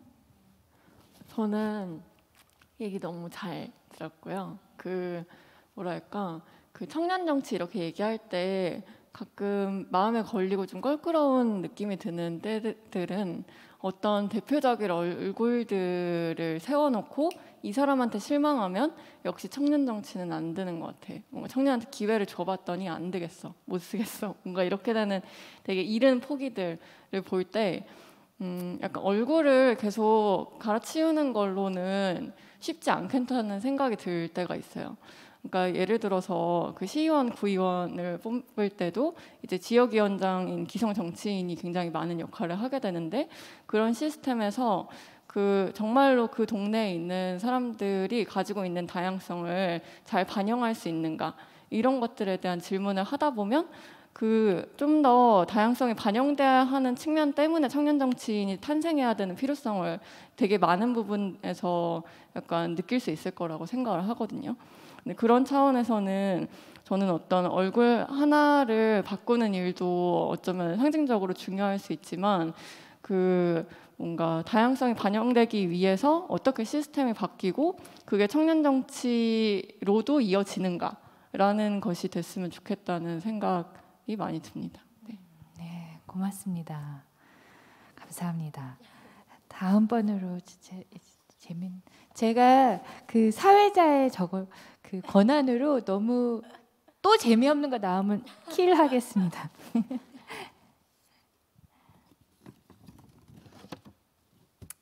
아, 이거 좀 괜찮은 것 같아요. 패널 사실 그 전까지 질문 제가 만든 건데 스스로 이렇게 자책을 약간 근데 너무 답변을 잘해 주셔서 정말 좋았습니다. 자, 패널 네 분 모두 오늘보다 더 나은 내일을 위해 현장에서 열심히 활동을 하고 계십니다. 누군가로부터 주어진 길이 아니라 개척하는 삶을 살고 있는 것 같습니다. 하지만 살면서 정말 하고 싶지만 두려워서 못 해본 일도 있으셨을 것 같은데 혹시 살짝 알려주실 수 있는지. 요거 제가 참 누구 지목했었죠? 재원님이죠? 네, 재원님. 몸을 쓰는 일이 아닐까 싶어요. 그러니까 아까 완전 초반에 다양성 왜 중요한가에도 좀 이것도 가볍지만 연결이 되는데 이게 사실 사람이 다 몸이 다르면 생각이 다를 수밖에 없거든요. 저는 그 전제가 분명히 존재한다고 생각을 하는데 장애를 가지고 있으면 당연히 몸을 쓰는 일들을 하고 싶어 하면서 두려워합니다. 좀 예를 들어 보자면 저도 이제 예술대학에 있었기 때문에 연극과 무용과 뭐 한국음악 이런 다양한 전공의 친구들을 만나고 했는데 몸을 보여주는 것들이 굉장히 많이 두렵더라고요. 근데 저는 처음에 제가 장애를 갖고 있어서 저만 그런가라고 생각을 했어요. 왜냐면 장애를 갖고 있으면 일단 몸이 좀 기형적으로 좀 그러니까 형태가 좀 이제 그 남들과 다른 모습으로 되어 있기 때문에 모습이 굉장히 많이 다르잖아요. 근데 제가 요즘 느끼는 건 뭐냐면 우리 청년 세대가 다 그걸 느끼고 있구나. 그러니까 몸을 쓰는 것에 대해 굉장히 큰 두려움을 가지고 있고 어떤 조각상 같은 몸이 있구나라는 생각을 했어요. 어느 날 라디오를 듣는데 바프라는 게 유행이래요. 바프가 뭔가 했더니 바디 프로필이더라고요. 몸을 만들어서 사진을 찍는 건데 이 바프라는 태그로 해시태그로 200만 건이 나온다고 하더라고요. 그러니까 무슨 말을 하고 싶은 거냐면 모든 청년들은 다 몸으로 무언가를 하고 싶은데 분명히 그 우리가 갖고 있는 심미적인 요소가 바디 프로필에 찍히기 적합한 몸이라는 게 딱 하나가 완성되어 있기 때문에 그 전까지는 다들 자신의 몸을 숨기는 거예요. 바프를 찍는 그 순간까지는. 그리고 바프를 찍을 수 있는 몸들만 결국 재현되고 그것이 계속 나타나는 거죠. 그래서 뭐 예를 들면 저도 체육관 헬스장에 등록하기까지 한 7, 8년을 고민했던 것 같고요. 요새 스우파라고 해서 스트리트 우먼 파이터 하잖아요. 저 그거 보면서 나도 춤추고 싶은데 라는 생각을 하지만 쉽게 당연히 춤추러 갈 수 없죠. 그러니까 등록을 할 수 없죠. 겁나는 거예요. 제 몸을 보여주는 것 자체가. 근데 이게 장애인만의 문제가 아니라 오늘날의 우리가 갖고 있는 그 몸에 대한 감각이 너무나 똑같아지는 그 현상들 앞에서 모두가 몸을 드러내는 활동을 하고 싶어 하면서도 몸을 드러내지 못한다는 슬픔이 요즘은 가장 크게 느껴질 것 같습니다. 고맙습니다. 혹시 다른 분? 슬아님. 네. 마침 몸 이야기를 해주셔서 이어서 말해보고 싶은 게 있는데요. 저는 청소년기 내내 너무 등목을 하고 싶었어요. 이렇게 운동장에서 달리기 같은 거, 체육 같은 거 하고 나면 남자애들은 등목을 하잖아요. 근데 여자애들은 등목을 못 한단 말이에요. 더워도 이제 상의를 완전 탈의할 수는 없잖아요. 등목을 하면 너무 좋겠다 그런 생각을 하면서 자랐던 것 같고, 근데 뭐 성인이 되어서 등목을 남자들도 할 일이 그렇게 많진 않긴 하지만 어쨌든 여전히 노브라는 불편함 무엇인 것 같아요. 저는 그냥 프리랜서고 작가고 직장에 다니지 않기 때문에 그냥 브래지어 안 하고 잘 살지만 가끔씩 이제 어디 방송 출연이나 발표 같은 거 하러 가면 오늘은 뭐 그런 제한이 없긴 했는데 촬영 같은 거 할 때 위에서 딱 지시가 내려와요. 브라자 하라 그래. 이렇게 딱 메시지가 와요. 그래서 저는 그런 가능성이 있을까봐 항상 가방에 니플 패드 같은 걸 가지고 다니거든요. 근데 그 니플 패드라는 게 얼마나 우스꽝스러운 물건인가요? 그러니까 유두에 쬐끄만 살색 스티커를 붙이는 거잖아요. 근데 정말 왜 그래야 되는지 모르겠어요. 유두라는 게 얼마나 사소하고 사실 거기 집중만 안 하면 별로 잘 보이지도 않는 것인데, 그러니까 여전히 여성의 몸에 대한 되게 불필요한 논란, 불필요한 개입 같은 게 있다고 생각하고, 사실 이 시대에도 계속 노브라 어쩌고를 말해야 된다는 게 너무나 지겨운데요. 그런 점에서 제가 두렵지만 못 해본 것은 등목이고 앞으로 계속 하고 싶은 것은, 유지하고 싶은 것은 노브라입니다. 아유, 감사합니다. 혹시 또 있으세요? 네, 다들 있으실 것 같아요. 네, 해보고 싶었지만 두려워서 못했던 것이라는 질문을 들었을 때 최근에는 하고 싶은 것들이 조금 지연된 적은 있지만 그래도 다 시도하면서 해봤다는 생각을 했는데, 갑자기 여기 플라스틱 판에 비친 제 모습을 보고 떠올랐어요. 실은 저는 강의를 많이 하러 다니거나 이런 포럼 자리에 종종 갈 때가 있는데 그때마다 옷이 항상 똑같았어요. 그래서 좋은 옷 한 벌 있으면 좋겠다라고 생각을 했는데 저에게 하고 싶지만 두려웠던 것은 항상 경제적인 조건이었던 것 같아요. 그래서 20살 이후로 혼자 서울에서 대학을 다니면서 또 학자금 대출, 저도 이제 작가님처럼 학자금 대출이 있었고 아르바이트를 해야 하니까 새로운 삶을 상상하거나 하고 싶은 욕구를 만드는 것 자체가 늘 그냥 경제적인 조건이 아니면 그냥 상상조차 하지 않는 방식으로 20대를 보내왔던 것 같아요. 그런데 그 과정에서 청년연대은행 토닥이라고 하는, 거기는 대한금융을 실천하는 작은 협동조합인데요. 거기서 친구들도 만나고 경제 문제, 청년, 그리고 부채에 대해서 같이 이야기를 나눌 수 있는 일종의 다른 관계망이 생긴 거죠. 저한테는 좋은 옷 한 벌을 갖는 것이 꿈이었지만 두려웠는데, 실은 오늘 입고 온 이 옷은 제가 가지고 있는 옷 중에 가장 좋고 또 가치가 높은 옷이에요. 단순히 비싼 의미가 아니라 아까 말했던 청년연대은행 토닥에서 만났던 친구가 저에게 귀한 옷을 선물을 해주고 싶다고 해서 선물을 해줬거든요. 그 친구가 굉장히 부유하거나 혹은 뭐 월 소득이 높아서 이 옷을 선물해 준 것은 아니에요. 제가 살아가는 과정에서 혹은 연구를 하고 글을 쓰고 또 다른 창작 활동을 하면서 경제적인 조건, 사회적인 조건, 문화적인 조건에서 쉽게 포기하는 것들을 응원해주고 싶었던 마음이었던 것 같아요. 그래서 우리가 사회를 상상할 때 저는 개인적으로 경제적인 조건을 가장 먼저 떠올리고는 하는데, 그것도 아무래도 학습된 것이겠지요. 그렇지만 최근 몇 년 사이에 따릉이를 통해서 자전거 타는 걸 배웠고요. 또 지역의 평생학습관에서 수영을 배우고 있어요.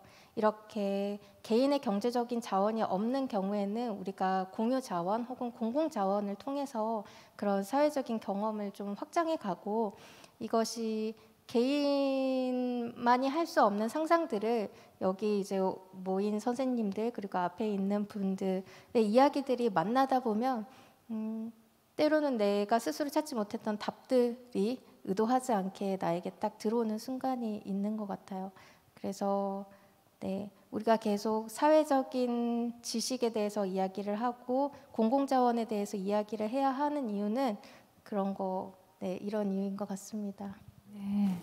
그러니까 세 분 말씀 중을 들어보니까 특히 또 주인님께서 말씀하신 것은, 그러니까 청년이라는 것이 어떤 학업기나 청소년기를 지나서 어쨌든 우리 자본주의 사회에서 물적 기반을 독립적으로 좀 가질 수 있는 여기까지의 어떤 이행기라고 생각을 한다면, 지금 여러 학자들이 청년의 이행이 계속 유예되고 있다 이런 얘기를 많이 하는데요.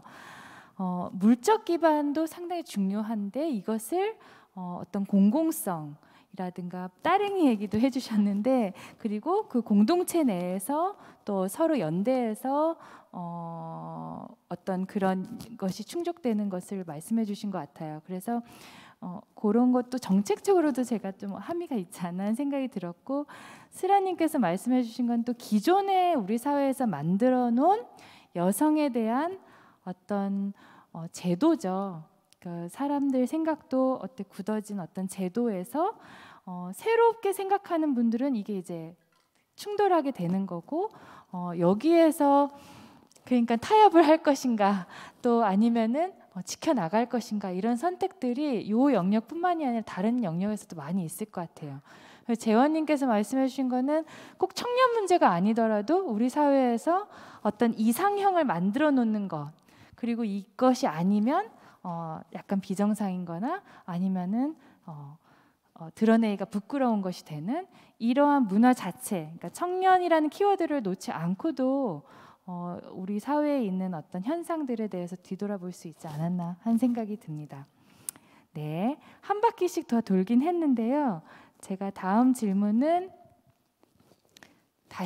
중간에서 다시 소담님으로 다시 시작해 볼게요. 이걸로 해볼까요? 네. 방금 말한 거랑 또 연결이 되는데 이건 빼겠습니다. 제가 네. 왜냐면 너무 겹쳐서요. 네. 네. 이거 저 진짜 궁금해요. 소담님만의 스트레스 해소법은?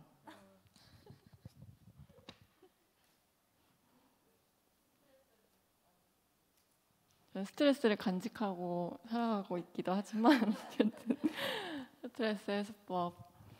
네. 저는 사실 그 일을 하는 과정 자체가 좀 그렇게 이루어져 있다고 생각하는데 저희 피디님들이 그러니까 한 사람 얘기를 찍어오면 1시간을 현장에 찍는다고 하면 사실 편집하면서 5시간을 그 얘기를 듣는 거거든요. 근데 이제 뭐 추모제에서 그런 얘기를 들어와서 5시간 그걸 반복해서 본다거나 산재에 대한 이야기들을 그런 걸 5시간 반복해서 본다거나 이러면 되게 슬퍼지기도 하고 힘들고 마음이 죄책감이 들기도 하고 여러 가지 일들이 있는데 근데 그 얘기를 이제 내보내서 뭔가 반응이 올 때 그 약간 네, 해소되는 기분 같은 게 있죠. 그래서 이런 얘기를 먼저 시작해줘서 고맙다 이런 것들에서 해소되는 것이 있고 그래서 사실 콘텐츠가 잘 안 되면 그만큼 계속 그게 쌓이는 것 같아요. 스트레스로 쌓이기도 하고 저는 가만히 있는 걸 좋아해서 가만히 있습니다. 그런 뭐 집에서 초를 켜놓고 밤에 그냥 초를 가만히 보면서 그 불이 움직이는 걸 몇십 분 동안 보고 있는다거나 아니면 창밖을 네, 가만히 앉아서 본다거나 그러면 이제 뭔가 평소에는 계속 머리로 생각하고 머리로 뭔가 만들어내는 일을 하고 말을 하고 이렇게 하다가 감각을 쓰는 일을 하는 것 같은 느낌이 들 때 쉬는 느낌인 것 같아요. 네, 감사합니다. 이 질문은 또 여기 시청하고 계시는 분들한테도 많이 도움이 될 수 있을 것 같아서 네 분한테 다 여쭤보고 싶어요. 개인적으로 저도 좀 알고 싶어서 주인님 소개해 주실 수 있나요? 스트레스 관리법이요? 해소법. 해소법. 딱히 없는 것 같아요. 근데 저도 비슷하게 주로 이제 연구를 할 때는 프로젝트를 하고 그리고 이제 글을 청탁받았을 때 마감이 있잖아요. 그 기간만 지나면 언제 스트레스를 받았냐 싶을 정도로 마음이 편안해지고 네, 잠도 잘 오고 그러더라고요.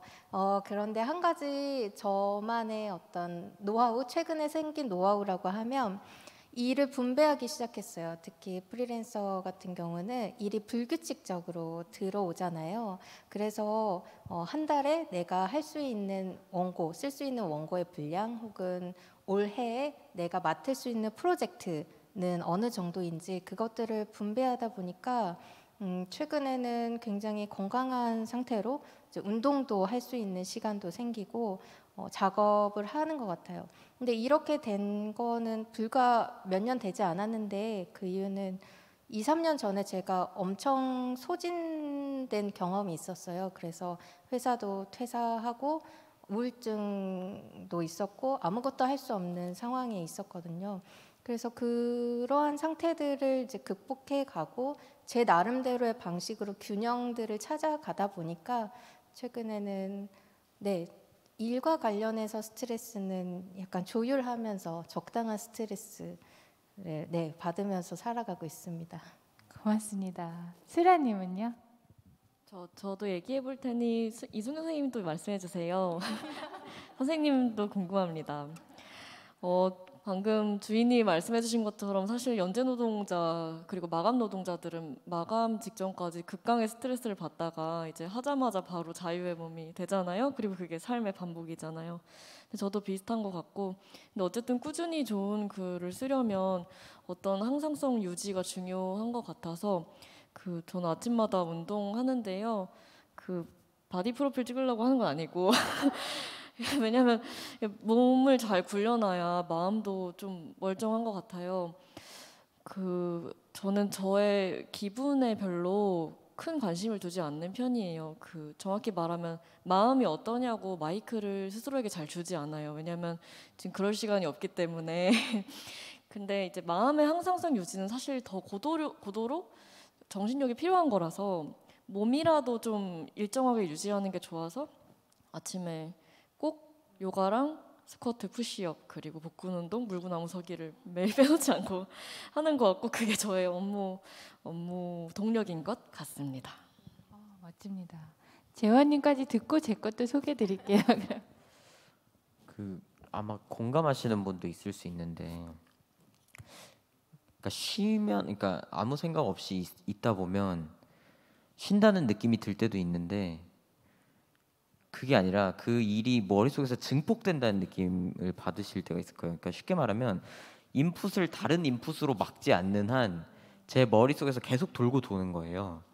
그래서 저의 장점은 몰입을 잘한다고, 단점은 과몰입을 한다거든요. 그러니까 이런 측면에서 보고 나면 저의 스트레스 해소법은 인풋을 다른 인풋으로 바꾸는 게 되는 것 같아요.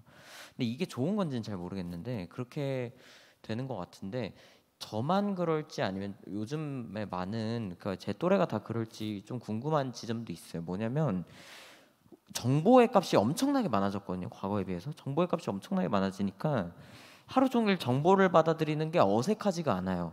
정보를 받아들이는 시간이 있고 정보로부터 차단하는 시간이 있는 게 아니라 그냥 24시간 동안 정보가 다 들어오는 거예요. 하다못해 소셜 미디어가 그걸 엄청나게 자극을 하죠. 그래서 뇌가 쉬지 못하는 상황까지 계속 이제 이끄는데, 그러다 보니까 저는 스트레스 해소법이 제 활동과 완전히 무관한 유튜브를 보는 게 돼버리는 것 같아요. 이게 저는 요즘은 좀 부정적이라고 스스로 느끼는데, 왜냐면 유튜브가 삶이 된 거잖아요 지금. 근데 그 유튜브가 어떤 생산적인 이야기를 하는지는 관심이 없어요. 관심이 없는데 다만 제 생각을 완전히 돌려놓는 것에 대해서만 제가 활용하는 거죠.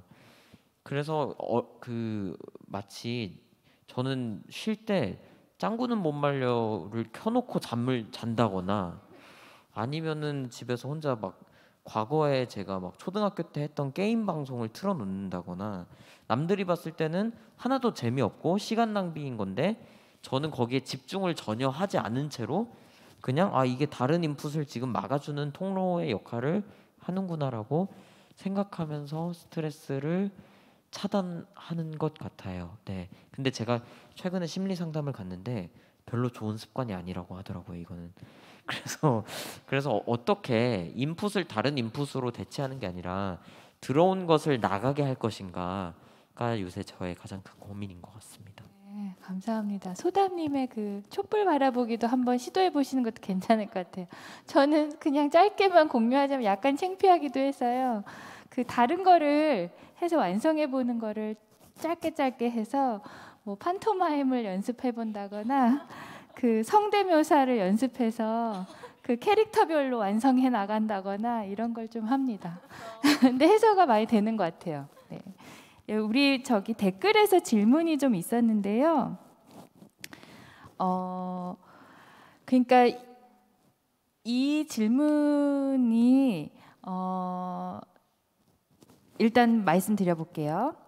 우선 오늘날 기후 위기를 초래해서 젊거나 어린 세대들의 미래에 어두운 그림자를 드리우게 한 원죄이자 죄업을 지은 기성세대의 한 사람으로서 진심으로 깊이 사과하며 용서를 구합니다.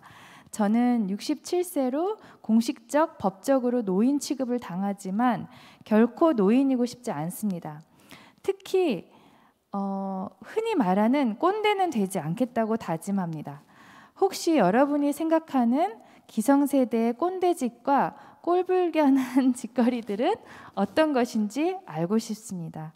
여기에서 제가 약간만 각색을 하자면 기성세대란 단어를 우리가 빼도 될 것 같아요.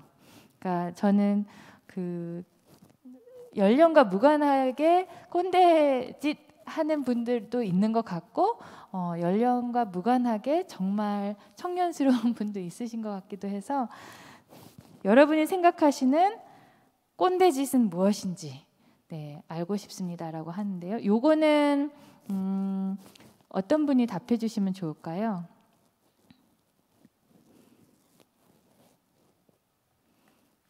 재원님? 네. 저는 제가 생각하는 꼰대짓이 진짜 있는데, 그 나이는 저도 진짜 중요하지가 않고, 요새 말로 점꼰이라는 말도 있거든요. 젊은 꼰대라는 그 표현이 있을 만큼인데, 자신을 과신할 때 전 진짜 저 사람 꼰대다라는 생각을 많이 하거든요. 그러니까 벽 보고 대화한다는 느낌이 있잖아요. 내가 분명히 어떤 대화를 갔는데 그 사람은 이미 정답을 정해놨고 그 정답의 도출 근거는 자신의 삶에 있는 거예요. 자신의 삶은 분명히 어떤 정답을 이끌어내는 데 중요한 근거가 되긴 하는데 자신의 삶이 과신되는 순간 타인과의 대화는 하나도 중요하지 않고 타인은 그저 집행자로서 나는 설계자로서 이분법적으로 나누어지는 거죠. 그래서 뭐 어떤 대화를 가더라도 결론은 너 내가 이런 아이디어 만들었으니까 넌 집행해 라는 식으로 해서 결국 아이디어에 어떠한 개입도 할 수 없을 때 저 사람 정말 꼰대다. 자신을 너무나 많이 과신하는구나 라는 생각을 하는 것 같습니다. 그게 그래서 정말 나이가 중요하지 않은데 그냥 그나마 이제 나이가 많아질수록 자신의 삶에 대한 자신이나 아니면 과거에 했던 실수를 반복하지 않으려고 하는 그 욕망들이 커질 때 그런 의미들이 가끔은 발현되는 것 같습니다. 모두가 그런 것 같지는 않습니다. 그래서 기성세대라는 말은 중요하지 않은 것 같습니다. 맞아요. 네. 혹시 더 덧붙이실 분 있으세요? 네, 슬아님. 짧게 더 붙이겠습니다. 저는 그 과시하는 사람들끼리도 좋은 대화를 할 수 있다고 생각해요. 그가 앞 사람의 경험을 축소하지만 않는다면요. 그러니까 저는 과시도 허용되는 관계가 있다고 생각하고, 근데 문제는 진짜 안 듣는다는 거랑 그리고 내 과시할 만큼의 삶이 당신에게는 없을 거라고 생각하는 게 가장 큰 문제인 것 같아요. 근데 잘 듣고 상대방의 경험을 축소하지만 않는다면 그 사랑하는 사람들끼리 서로 얼마나 자랑하고 과시하면서 얘기 잘하나요? 너도 짱이구나, 나도 짱인데 이렇게 얘기할 수 있잖아요. 그래서 듣는 거랑 나에게 내가 모르는 것이 아주 많을 수 있다는 걸 늘 가능성을 생각하는 것이 가장 꼰대 방지에 중요한 일인 것 같습니다. 저도 노력하겠습니다. 아까 소다님께서 말씀하신 이야기를 듣는 것만으로도 상당한 힘이 있는 거, 그거랑 또 연결되는 것 같다는 생각이 들어요. 그러니까 경청과 내 의견을 확실히 가지고 변동이 없을 자세를 가지고 있는 것 자체가 꼰대짓이라고 할 수 있다는 것 같아요. 혹시 두 분 말씀하실 거 있으세요? 없으면 픽으로 갈게요. 요거는 다음 분은 누구가 하셔야 될까요? 방금 변재현님하고 이슬아님이 해주셨으니까 소담님 아니면 주인님? 소담님, 네. 하셨어요. 그럼 주인님으로 갈게요.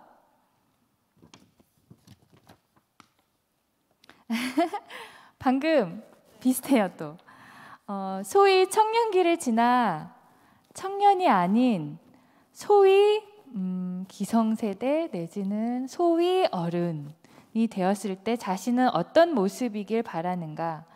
그때의 청년이 자신을 보고 당신은 꼰대야 라고 하면 어떤 생각이 들까? 뭐라고 할 것인가? 앞이랑 겹쳐가지고 겹치네요. 네, 만약에 제안을 한다면 다른 질문을 뽑는 것이 그럴까요? 어떨까? 좋습니다. 네. 네. 네. 이거는 그 재원님 발표를 듣고 제가 조금 준비했던 건데요. 저희가 시간이 이제 곧 마치는군요. 그러면 요걸로 네, 마지막 질문으로 할게요. 개인의 삶에서 기존에 공유된 역사 속에서 이전 세대의 방식이나 생각이 자신의 방식과 생각이랑 충돌할 때 어떤 방식으로 변화를 모색해 보았나, 구체적인 경험담을 공유해 주시고 또 동료, 청년들 그리고 이것을 보고 계시는 분들에게도 조언을 해 주실 수 있으면 좋을 것 같습니다. 저는 글을 쓰고 창작 활동을 하기도 하지만 어쨌든 연구자이기도 하기 때문에 연구를 하는 사람들이 공유하는 기본적인 전제가 있어요. 다른 생각이 많을수록, 그리고 그것을 우리가 어떤 식으로 상대방을 설득해야 되는지, 그럴 때 나의 지식뿐만 아니라 이게 사회에서도 굉장히 풍성한 논의로 이어진다는 전제인데요. 그래서 다른 생각을 받아들이는 것 자체 혹은 다른 생각이 발화되는 것 자체에 대한 거부감이나 부담은 없어요. 하지만 문제는 이제 앞에서 꼰대 이야기도 나왔지만 나의 생각이 무조건적으로 옳은 것이라고 하는 어떤 도덕적 판단이 들어가게 되면 그때부터 어떤 이야기를 더 전개하기가 힘들어지는 것 같아요. 저의 개인의 사례로 만약에 충돌했던 경험을 이야기를 하자면 실은 2주 전에 제가 결혼식을 했는데요. 네, 혼인신고는 작년에 했지만 결혼식을 했어요. 그런데 결혼식을 조금 다른 방식으로 준비했어요. 식장에서 결혼식을 하는 게 아니라 전시회를 열어서 저와 제 파트너가 작품을 만들고 또 글과 시를 쓰고 또 멀리 사는 친구가 옷을 만들어서 보내주고 또 피아노를 연습해서 또 음악을 녹음해서 보내준 여러 작가들의 참여로 결혼 전시회를 열었어요. 3박 4일 동안 사람들이 와서 축하해 주는 것도 있었지만 가장 좋았던 건 결혼식을 하면 정해진 시간 안에 그냥 서로 신랑은 저런 사람이구나, 신부는 저런 사람이구나 그냥 얼굴만 보고 헤어지는 경우가 있잖아요. 하지만 글 속에서 혹은 노래 속에서 혹은 그림 속에서 저희는 어떤 삶을 살아가고 싶습니다라고 하는 것을 좀 잘 전달하고 싶었어요. 전시했던 글 중에 하나가 아이의 이름을 지었다라는 글인데요. 제가 쓴 글인데 작년에 혼인신고를 할 때 구청에서 엄마 성을 따르는 경우에는 별도 항목으로 체크를 하게 되어 있어서 저희가 고민을 했어요. 아직 있지도 않고 또 앞으로 있을지 없을지 모르겠지만 아이의 성을 엄마 성으로 따라보면 어떨까라는 이야기를 했고 합의서를 추가로 낸 다음에 구청의 어떤 승인 아래서 제가 만약에 이후에 아이가 생긴다고 하면 그 아이의 이름은 천씨가 되는 것이에요. 그런데 이 글을 가족들이나 혹은 이제 연령이 높으신 분들이 그 글 앞에 한참을 서서 계속 읽으시더라고요. 이게 네, 그런데 그때 이제 제 파트너의 부모님도 왔었어요. 친구와 함께 이렇게 오셨는데 그 앞에서 한참을 보고 나서 결국에는 그 주제에 대한 이야기를 꺼내지 못하고 돌아가셨는데 그 친구분이 허허 참 신세대스럽구만 이렇게 이야기를 하고 넘기시더라고요.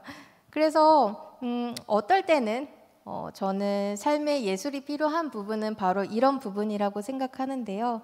우리가 정말 투쟁을 통해서 정치적인 것을 통해서 또 언어를 통해서 사유를 통해서 치열하게 싸워야 하는 것들은 맞지만 때로는 다른 어떤 새로운 장에서 다른 언어로 혹은 다른 형식으로 이렇게 사회를 바꿔가기를 제안하는 것도 저는 하나의 전략이자 방법이지 않나라는 생각을 해보았습니다. 네, 마지막 발언을 해주신 것이 저희 포럼을 또 잘 정리해 주시는 것 같아요. 우리 청년의 동시성 속에서 다양성이 있는데 사회를 변해나가는 데 있어서 기존의 제도를 인정하면서 존중하면서도 다양한 상상을 할 때 예술도 중요할 수 있고 오늘 또 말씀하신 여러 사례들을 여기 참여해 주신 많은 분들 저도 그렇고 계속 떠올리면서 새로운 상상을 계속 해보고 시도도 해볼 수 있는 용기를 더 갖게 되지 않을까 하는 생각이 들었습니다. 오늘 참여해 주신 네 분께 다시 한번 감사드리고요. 토론은 여기서 마무리하도록 하겠습니다. 감사합니다.